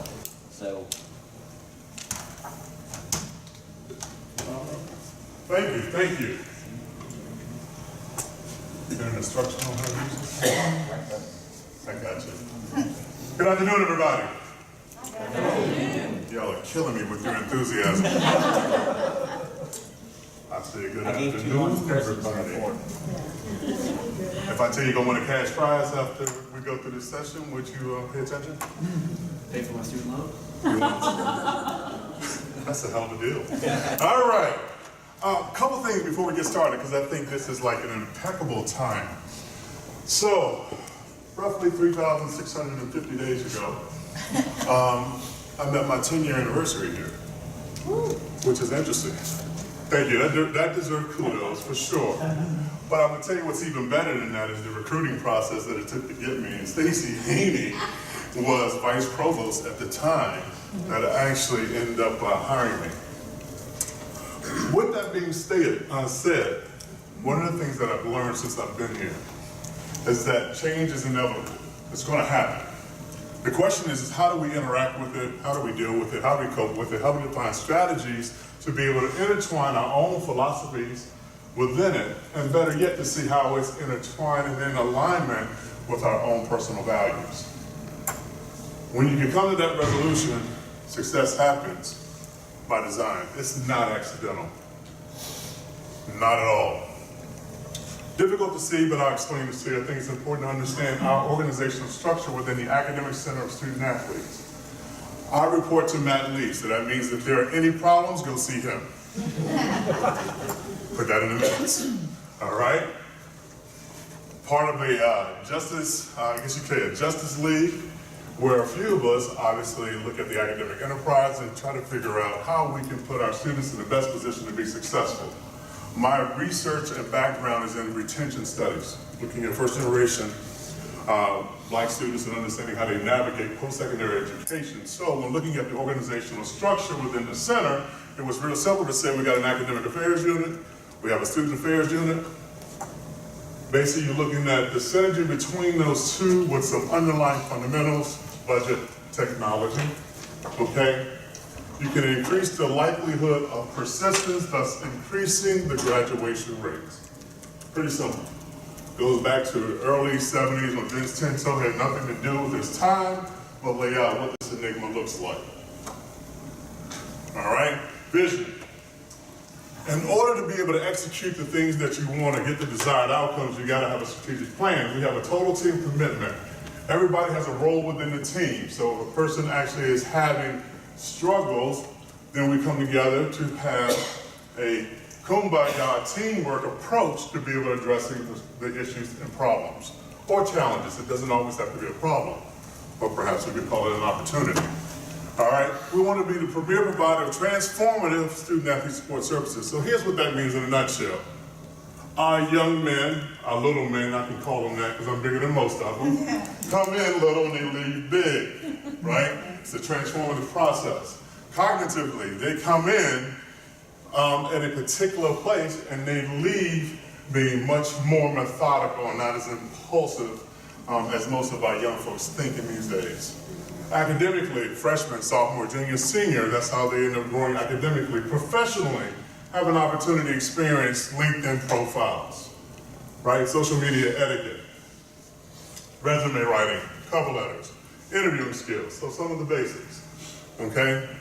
That's what the transformative piece is. This is the place where the magic happens. It's like Disney, okay?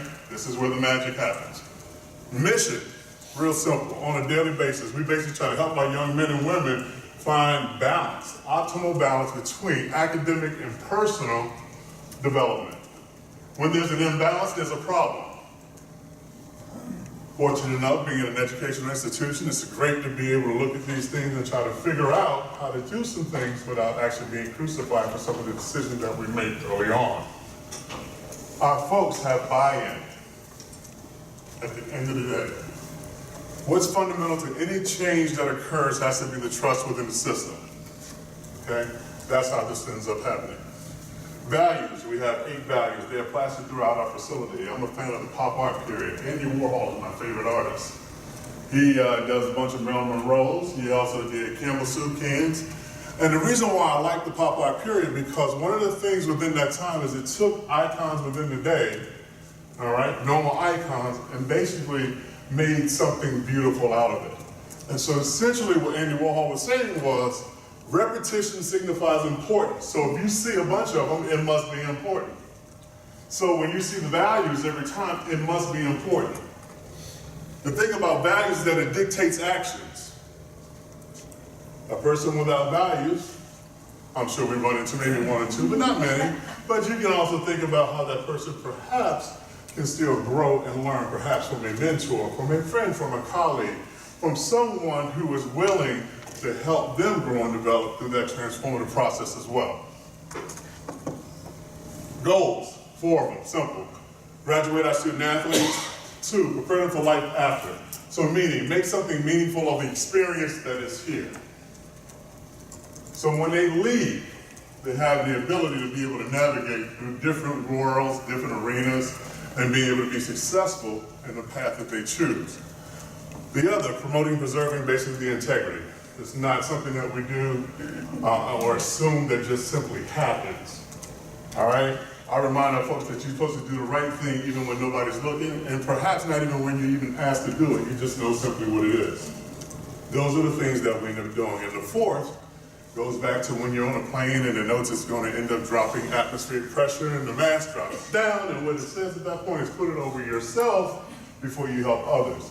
If I'm not providing our team, meaning the people that work within the center with the skills and competencies to be successful and promoting the growth and development of our students, then I'm doing them an injustice. So we strongly encourage the professional development piece, recognizing that there are many things that impact retention, persistence, graduation.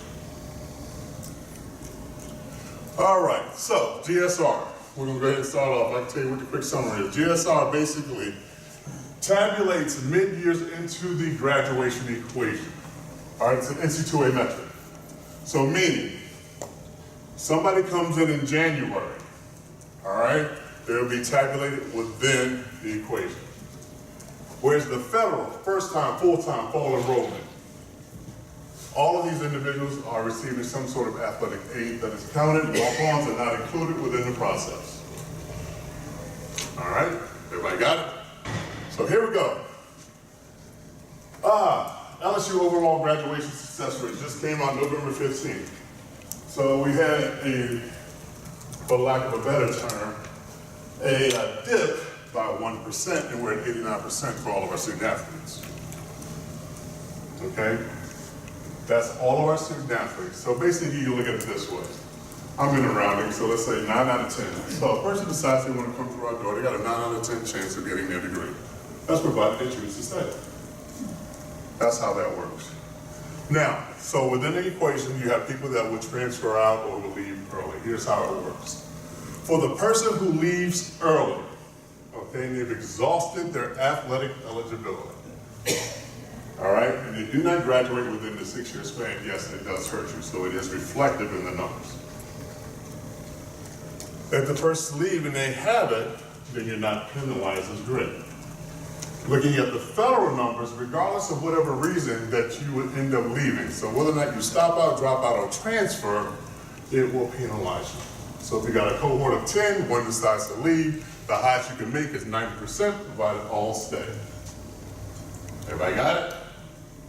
You're gonna be tested on this later. All right. So one of the things that I would note, going back to just very quickly, 2008, that's when I ended up getting here. We look at right around 69% was where we were. Okay?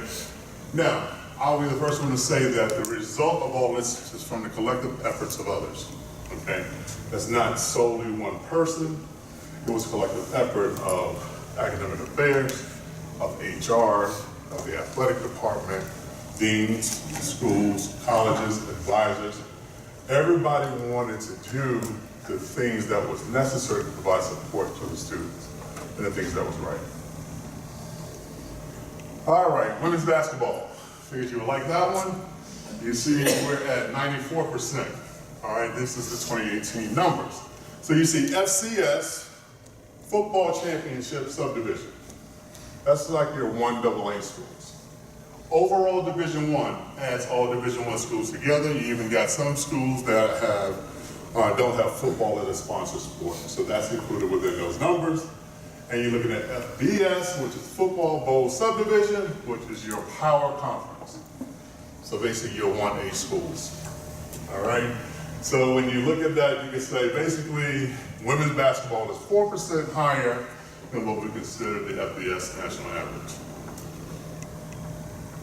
Got it? Pretty simple. All right. Uh-oh, did I go too fast? The overall women softball. Okay, you don't need to spend a whole lot of time to talk about 100%. All right, everybody got it? We're good. See Beth Tarina, give her a big shout out. All right, let's go ahead and look at women's track and cross country. They actually put them together. So you can see where we are. We're at 88%. All right? So essentially we're 2% lower than the national average at this point. Okay? Women's golf, 100%. Look at it say, women go get it done. All right? Look at that being at least 6% greater than FCS, 6% greater than overall division, and 5% greater than a football bowl subdivision. And the reason why I end up doing the SEC, people always want to know how they're doing against their competitors, right? So that's why I end up including them. Women's gymnastics, we're at 92%. I tell you what though, it's an interesting range when you look at the numbers though, from 100 to 87, isn't it? I think anybody would kill to have those numbers. But clearly it's telling you what that population is doing across the country. Women's soccer, another one, want to get it done, 95%, higher than the national average. Women's swimming and diving. See, again, 95%. Still doing pretty good. Collective effort of all, you gotta remember that. All right, women's tennis. What can we say? No need to spend a whole lot of time on 100%. Volleyball, another one. No need to spend a whole lot of time on that either. Again, my point is women get it done, right? So, let's look at baseball. 90%. Here's what I would tell you though. Baseball ended up falling from last year's number about 5%. They were at 95 last year. It was the highest that the GSR has ever been. 90% is still pretty darn good. Football. Football has dropped also, 73%. The year before it was 74. If you recall, for those of you who have been here at least now 5 years, there were 2 years where we were second behind Vanderbilt at 77 in the SEC. Still pretty good. I would tell you in 2008 when I came, the GSR for football was 54%. So that gives you an idea of what the climb looks like. Men's basketball, 89%, and greater than the national average. The tough thing about men's basketball when looking at numbers, so on the federal side, you might have small cohorts. So if you got 2 people on a team, one transfers and decide they want to go to Drake University. All right? The highest graduation rate on the federal side that you can make is 50% now. So that is the highest. If the person wants to leave and academically eligible, all right, you're still working somewhere between the 90 to 100% on the GSR side. It's depending upon whether or not athletic eligibility was done or not. Okay? Track, 80% with our men's, 2% lower than the overall division. Golf, men's golf, 88%. They also tied for the overall division. Men's swimming and diving, 100%. Every now and then, men get it right. You know, it's funny, all the women laugh and men are like, shut up. I'm bigger than y'all. I can run fast too. All right. Men's tennis, 100%. Again, kudos to our men's tennis team. And again, overall, okay, so this is the overall student athlete GSR. So you're looking at a ranking between all of the SEC schools. We're at 88%, so you can see we're in fourth. Okay? 89, excuse me. All right? So, I know that someone was going to ask me about federal rates, so I did an audible and I thought I would add it in here. I already gave you the definition of what it looks like. Numbers are a little bit small, but those that I highlighted meant that either student athletes graduated at a higher rate than the student body or tied, and they tied at least 1 year. And that was 2011. So if you go to 2018, which you'll see as student athletes graduated at 49%. All students graduated at 64. But I also can tell you that these numbers are different than the numbers that end up going publicly through Regents and everywhere else. And the reason why they're different is that they include the medical students that's in New Orleans. Okay? So when looking at the 2018, so basically you're looking at the cohort from, what is that, 11, 12. Okay, so the cohort. So federal, again, first time, full-time, fall enrollees at that time.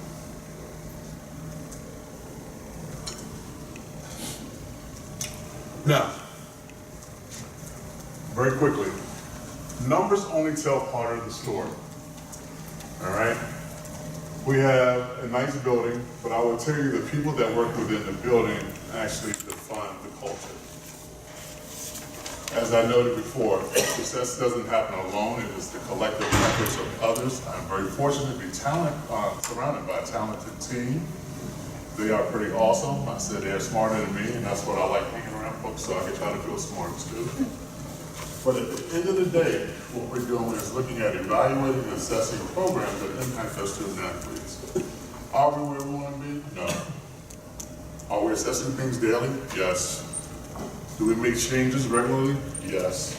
Are there challenges to go along the way? Yes. Even within a 10-year span, there still is. Okay.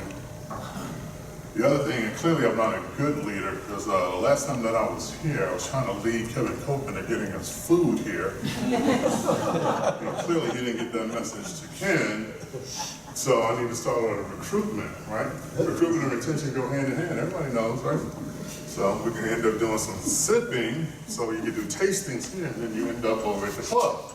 So I'm gonna help you out, that's the plan, right? It's like graduation, so you walk in the door, it's a transformative process, and then you get to the club. But in all seriousness, any questions?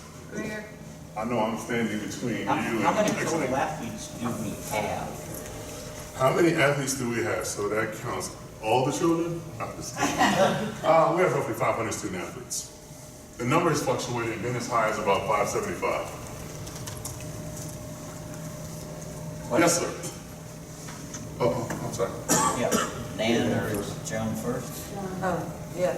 What do you actually do to retain the student athletes and to try and get them to come back to get them after they go? I got a long reach, got a good grip.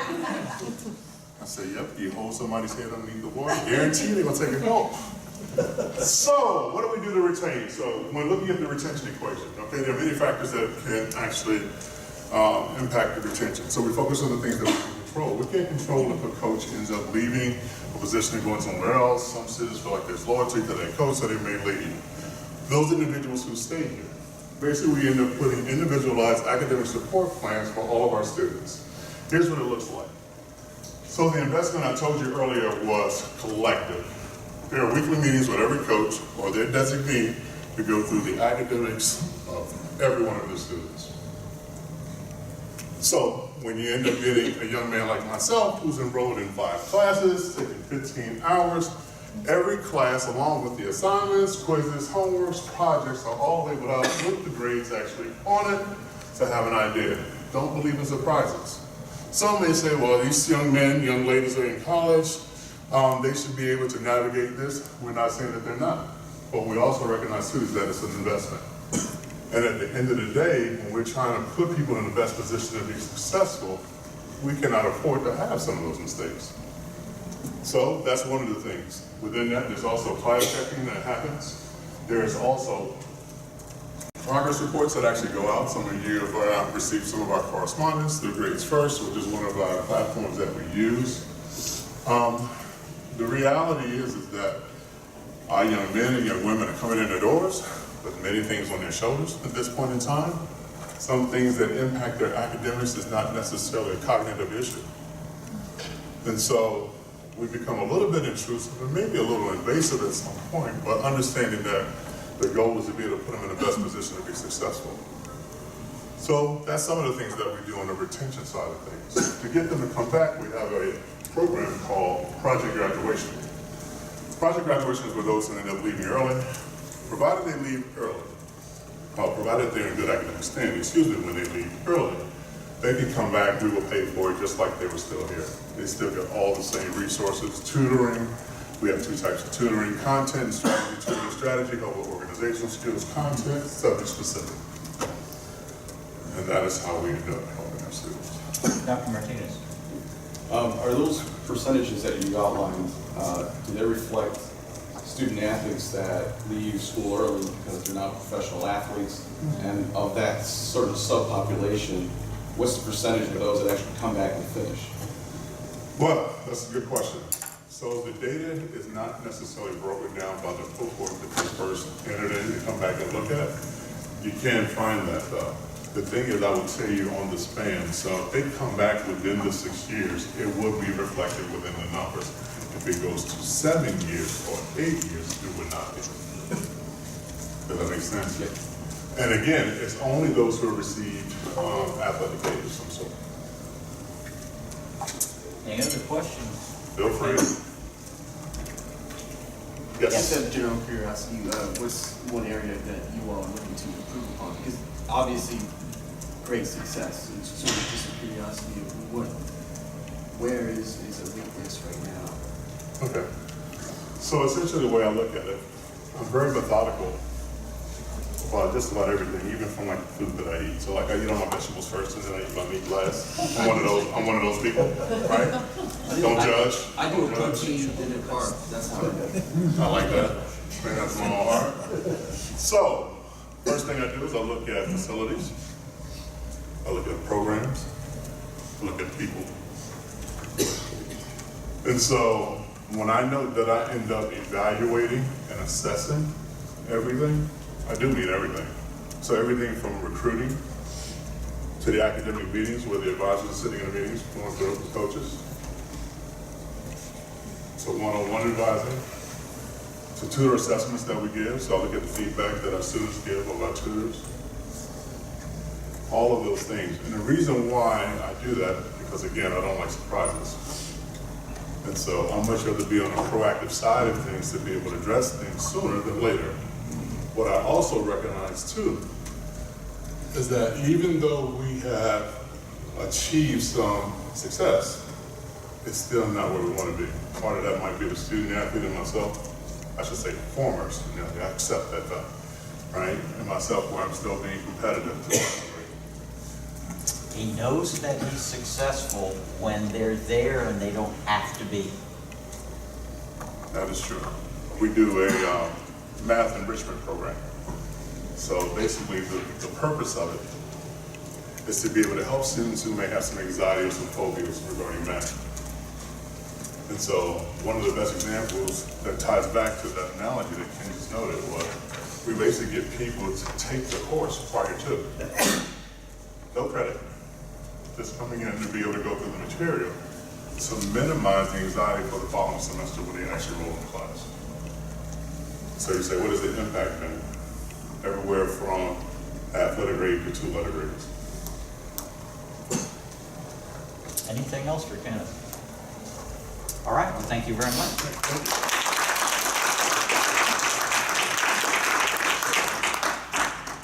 Our next topic is a hard one, but we've got the man to do it. So Dr. Cope is going to talk to us about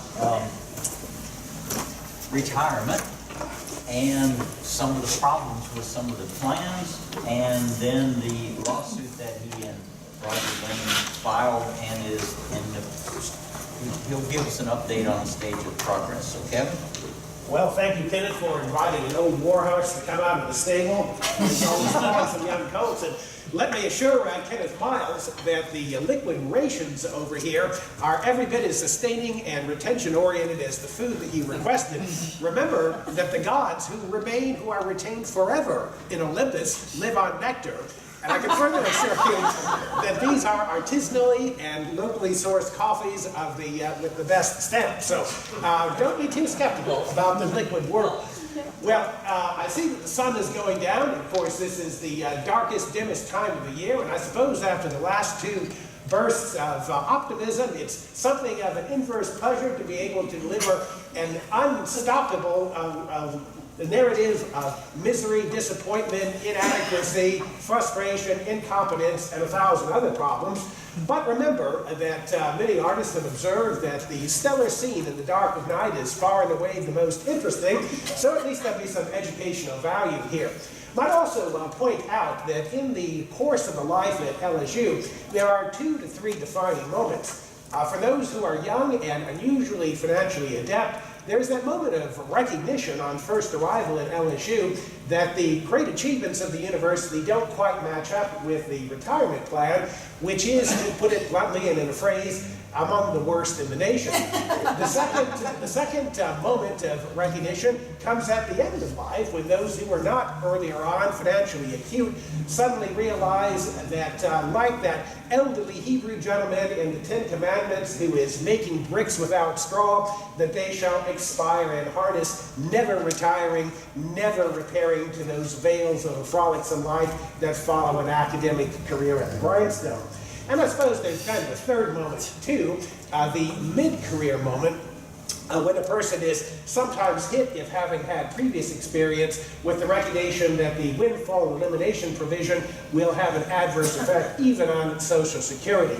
If you were not poor before, the federal government has joined with the state to grind you deeper into the ground.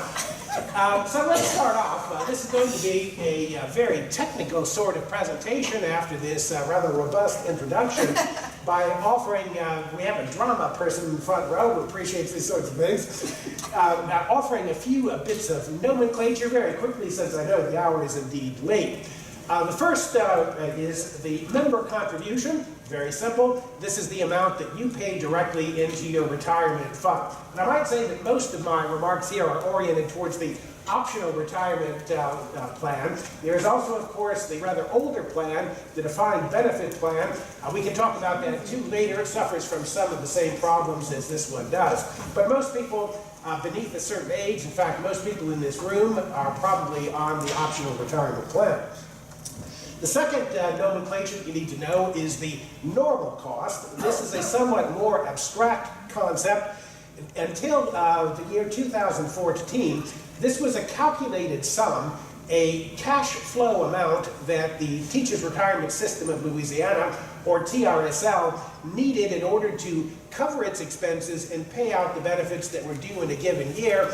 Then that sum was divided by all plan participants. In practice, what this meant, in most cases, was the amount of the employer, the LSU contribution, that actually made its way into your accounts. In 2014, owing to legislation, that term was replaced with the employer transfer amount, and the amount contributed stabilized, gradually rising to what it is now, which is 6.2%. Talk about that more a bit later on. There is also the total employment contribution, which is the total amount paid by LSU or any other university in Louisiana, which you may be surprised to discover vastly, by a multiplier of some 400%, exceeds what actually makes its way to your accounts, or if you're in the old plan, into the fund that supports your eventual payout. And the last term that you need to know is the unfunded accrued liability. This is a vast public obligation that has resulted from serious underfunding of the old defined benefit plan, the teachers' retirement system of Louisiana, that is now being financed, amortized over a vast period of time by drawing from that total employer contribution, that does not make its way to your account or eventually to your pocketbook. If we're to give a very, very skeletal description of the problem, it amounts to this. A vast sum of money is collected not only from LSU, let me stress that this is a statewide problem. It's not exclusively the ill-doing of anyone at LSU. A vast sum of money that is collected from all universities that is earmarked as suitable for retirement plan funding, but that in fact is diverted to cover this unfunded accrued liability, which in turn results from legislative underfunding of the retirement plan because that money was spent for some other purpose, such as a former system president whose name is now forbidden to be spoken in the best halls. That name is John Lombardi, by the way, once said, as John Lombardi once said, for the filling of potholes and the provision of parking spots for students who are driving Mercedes. It should be noted that roughly 88% of the participants who benefit from the money that covers the unfunded accrued liability are in fact in the K through 12, the public school system. Only 12% of that system is supported by higher education persons, but the cash flow coming from higher education is enormously disproportionate. So let's move on. What happened here? The lights have gone. When have I done a rise? Okay, here we go. No, that's a little bit. Oh, yes. There we go. Thank you very much. Let's look in skeletal form once again at some of the basic issues here. And again, this is just a quick recap, I suppose, of what I just said. What exactly is the unfunded accrued liability? It is a large debt arising from underfunding of the public education retirement fund. It is imposed on the optional retirement plan members who were there at the inception of the optional retirement plan, but who reap no benefits from it. Represents a de facto transfer of value from public employees generally to a specific subset of them. I call it a K through 12 wedge issue because among the political calculus of the state, this serves to create an economic disharmony or opposition of interest between those in the K through 12 system and those in higher education, persons who should be friends rather than economic adversaries. This also, of course, affects the defined benefit plan, the old plan, although the facts about this are extremely difficult to trace. Among the disturbing features is that with each year that goes by, the teachers' retirement system website offers less and less information. I have managed to dig up some of this of recent vintage simply by searching through Google and other, as it were, internet subterfuges, but I assure you it's not easy to find. What is the impact of the unfunded accrued liability right now in the year 2018? Well, you, as mostly members of the optional retirement plan, contribute 8%, of which 0.05% disappears into the fee for the supposed services that TRSL gives you. Next, the employer, LSU, is currently contributing a whopping total of 28%, for a total contribution of 36%. The 6.2% of the employer contribution reaches employee accounts, meaning that of this 36% of total salary that reaches TRSL, only 14.15% comes back to your accounts. That is roughly 36 9/10%, less than half in other words. Entity, this contribution continues to spiral upward. It has grown upwards since the inception of the fund in 1992. Now, this is a note that is actually only pertinent to persons who have been here for more than 4 years, But that is significant because the majority of people in academia hold their jobs for a long time, and so the majority of people who are in this plan are affected by this situation. Up until 2014, this curious economic construct, the normal cost, or what made its way into your accounts from the employer contribution, was inversely related to the success of TRSL. So, for example, if TRSL had a good year in its investments for its defined benefit plan, it would need less money to fund its expenses and to pay its liabilities. The normal cost for an ORP member, i.e. what makes its way to your account, was, however, pegged to that amount. So if TRSL, or the defined benefit plan, in which you have no interest, did extremely well, you outside of the plan were penalized in an extraordinary economic arrangement. Just to keep you up to date, perhaps it's a little bit too small to see, but between 1995, first year for which data are available, and the present, this situation has gotten worse and worse. You can see the total contribution has gone way up, but the amount that actually reaches employees has begun to shrink. Now, if you want to be a little bit more altruistic and think not of your situation in retirement and your opportunity to conduct research or take vacations after you reach whatever the transition age will be for you, you might think also in terms of the public good of higher education and what the impact of this situation really is on our institutions in Louisiana. The total amount contributed to the unfunded accrued liability from Louisiana higher education institutions is $300 million or more per year. That is an astounding sum. Now, if you want some perspective on that, LSU accounts for maybe 25–30% of the total higher education and this cost in the state. So maybe $100 million or so is coming out of the LSU budget. That money could be used for many other things other than mending potholes or perhaps providing services in the pet registry. Indeed, even the bicycle license office has been suspended, so you can pull back maybe 10,000 of that for that reduction in public services. Now, it is indeed possible that those who are in the defined benefit plan could feel the effects of this as well. If indeed the unfunded accrued liability continues to spiral over the years, it is not inconceivable that the older the defined benefit plan could become insolvent. There are various estimates from that, ranging from 2019, which is just around the corner. That's not going to happen, to 2049. But one way or the other, there is a non-zero probability that those who are outside of the ORP will also one day face an insolvency and be in a sort of Detroit bankruptcy situation where a federal receiver would have to come in and take over part of the pensions, possibly not making up all of them. This graphic makes the situation a little bit clearer. It was actually made up in the year 2013, but once again, to talk about not making any progress, the situation has in fact not changed in those intervening 5 years. And in honor of Kenneth Miles, I've asked our assistants to put some football helmets up here.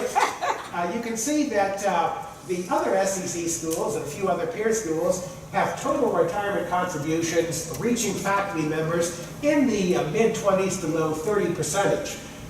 LSU over here, you can ignore the last one, that was a doomsday projection, but in 2013 it had a productivity rate, let's call, of 14.85%.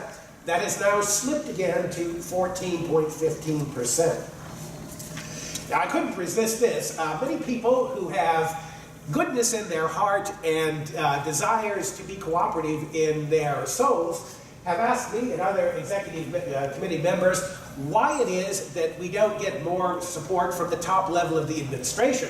And far be it from me to question whether anyone in the top level of administration is driven by personal motives or altruistic motives or any other kind of motive.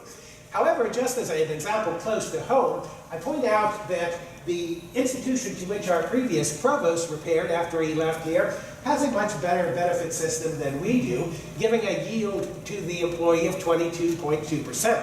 What's the point of that? In American higher education, the average term in office for a provost in an R1 institution is roughly 4¼ years. The average term in office for a president in a university system such as ours is about 6 to 6.5 years. This means that it is ultimately economically irrational for such a person to risk the impugning that would come with going against the public office holders, the legislators, the other decision makers. Why not lose a few $1,000s out of your retirement plan and look to the greener pastures that will come along with the next job? Now, of course, this is only statistical. There are, in fact, many people in the upper administration who are quite high-minded. But over the long term, administration after administration, and Dr. McMillan and I have seen more provosts than Queen Elizabeth has seen prime ministers in our time. We assume that some are going to be better than others. This effect is going to take its place. Also, there's no missing the fact that in Louisiana higher education administration, the structure is basically pyramidal and authoritarian, and therefore the ultimate answerability of somebody at the very top level of administration is to an assortment of state officials rather than to the faculty or with respect to faculty welfare. This is another graphic just to give you an idea of the total state contribution. LSU is that low blue bar over to the left. That requires no comment.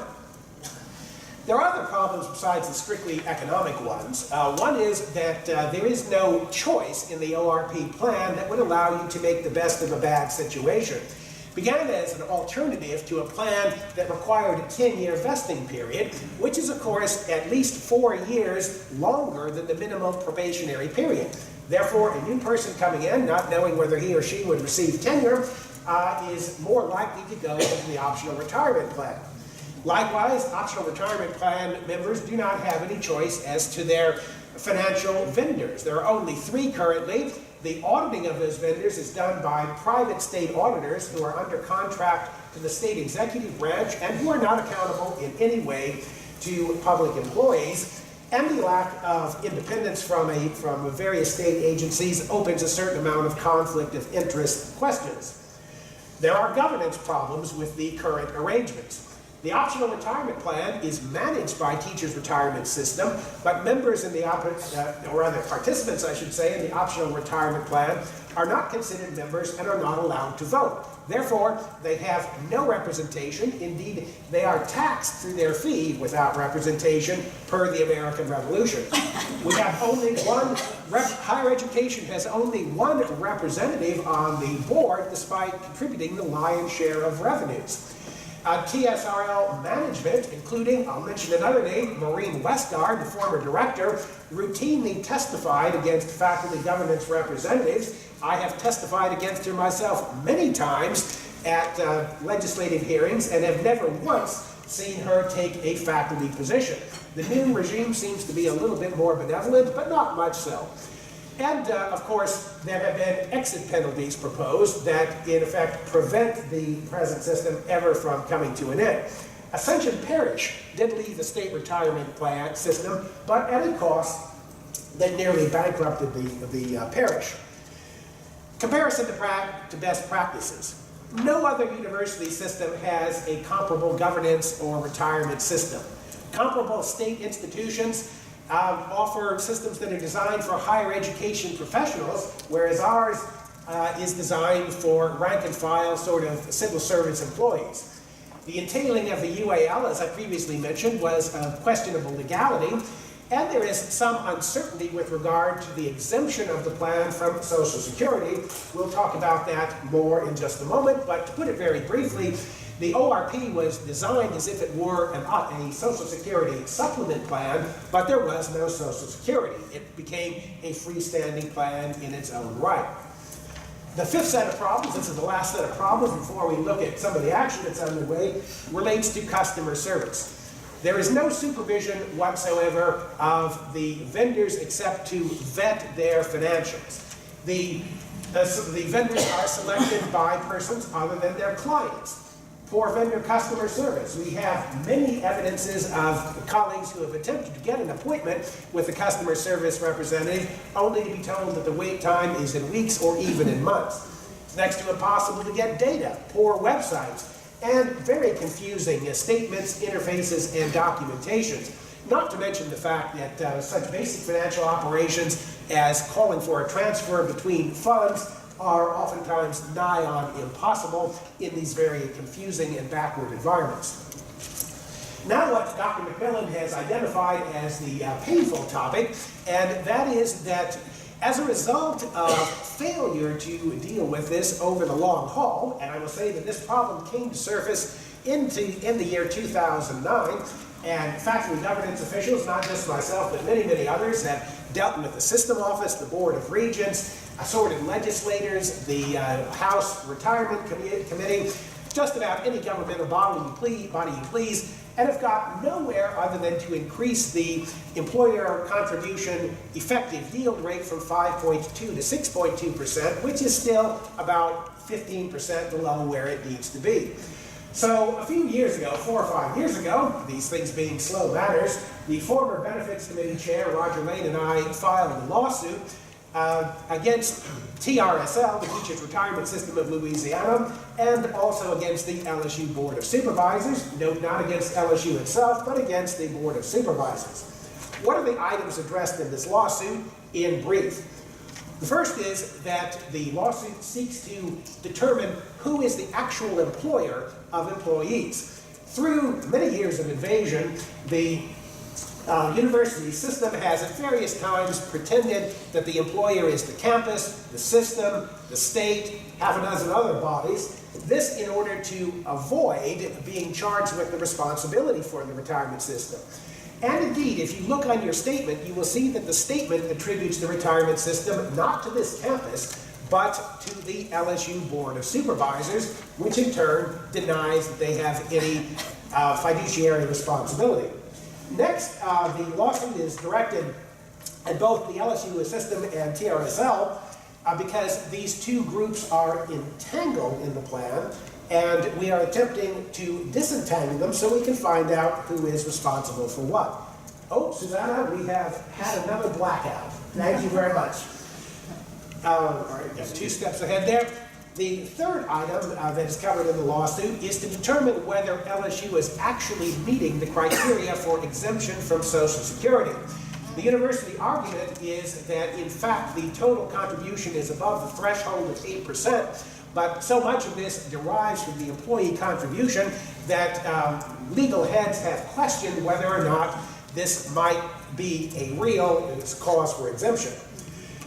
Next, the lawsuit seeks to determine whether funds that are earmarked for retirement can be diverted to some other purpose. The university expressly identifies those funds that are going into the unfunded accrued liability as retirement payments. It appears to be contrary to federal law to mark them as such and then allow them to be used for some other purpose. Similarly, item 5 seeks to determine whether the diverting of those funds that are earmarked for individual employees to some other holder is a violation of the constitutional takings clause. Item 6 addressed in the lawsuit is a very serious one, asking whether or not the university, in conformity with civil rights legislation, treats all employees equally. There are 2 systems out there, the TRSL defined benefit system and the optional retirement plan. We have determined that even if you made the absolute maximum investments over the long term, there is no way that the optional retirement plan can possibly deliver the same benefit that the defined benefit plan is delivering. This is, of course, in part because the defined benefit plan is insolvent, yet it is still, nevertheless, delivering those benefits. Moreover, there is unequal treatment of employees with regard to such things as investment counseling. The defined benefit plan has a whole staff of financial advisors for which faculty members in the other plan would have to pay. Item number 7, to move it along here, good, no blackout. The lawsuit questions the governance of the retirement plan and whether it is legal to compel employees to participate in a governance system at a cost while denying them any opportunity to participate in that governance system. And finally, the lawsuit, again very seriously, questions whether TRSL and the LSU system through their negligence, through their refusal to monitor the vendors and their representatives, through their failure to deliver proper investment advice, through their restriction of the kinds of investments that are available to employees, has fallen short with regard to the fiduciary duties that were imposed on all financial vendors, at least up until the recent revision under the Trump regime, but we're still grandfathered in. The lawsuit status. Fortunately, good news here in the midst of all of this bleakness, the lawsuit is making good progress. The first step, Judge Janice Clark of the 19th State Judicial Court heard the case a couple of years ago to determine whether it had merit. In a somewhat amusing situation, straight out of the stories of Barry Gunkhausen, LSU and TRSL fielded a team of 5 attorneys plus 2 or 3 assistants against the 1 attorney representing faculty. Nevertheless, Judge Clark determined that the case had merit and had the right to go forward. LSU then asked for dismissal of the case to a full panel of the 19th Judicial Court. That 3-judge panel, again, much to the surprise of both TRSL and the LSU system, determined that indeed the employees have a right to ask all of these questions and approved the case to go forward. And about 2 or 3 months ago, the first set of depositions involving a variety of high-ranking TRSL and LSU system officials were taken. There will be another set of depositions sometime soon. So there is more to come on this. This is a very preliminary, very bare bones, very skeletal, very basic introduction to the problem. As I said, it's very technical, and I suppose that some of this was a little bit too technical given the speed at which we're going at this late hour. But at any rate, we are working on it, and you should, as you go back and as you reflect during these Yuletide seasons, think about the situation that confronts you. At the very least, write to your legislators, show up at the LSU Board of Supervisors meeting, find an item on which you can comment and complain about this gross misconduct and money laundering scheme. Thank you.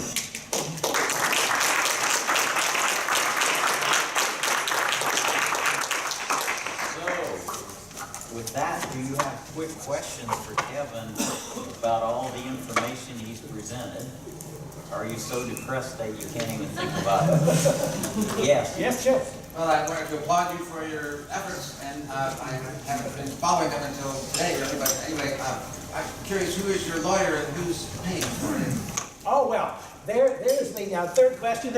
So many names that are never mentioned on this campus. I already mentioned 2 of them. The third one that's never mentioned on this campus is, in fact, the attorney that's engaged here, and that's Jill Kraft downtown, who is, shall we say, not the most commonly invited guest at LSU tea parties.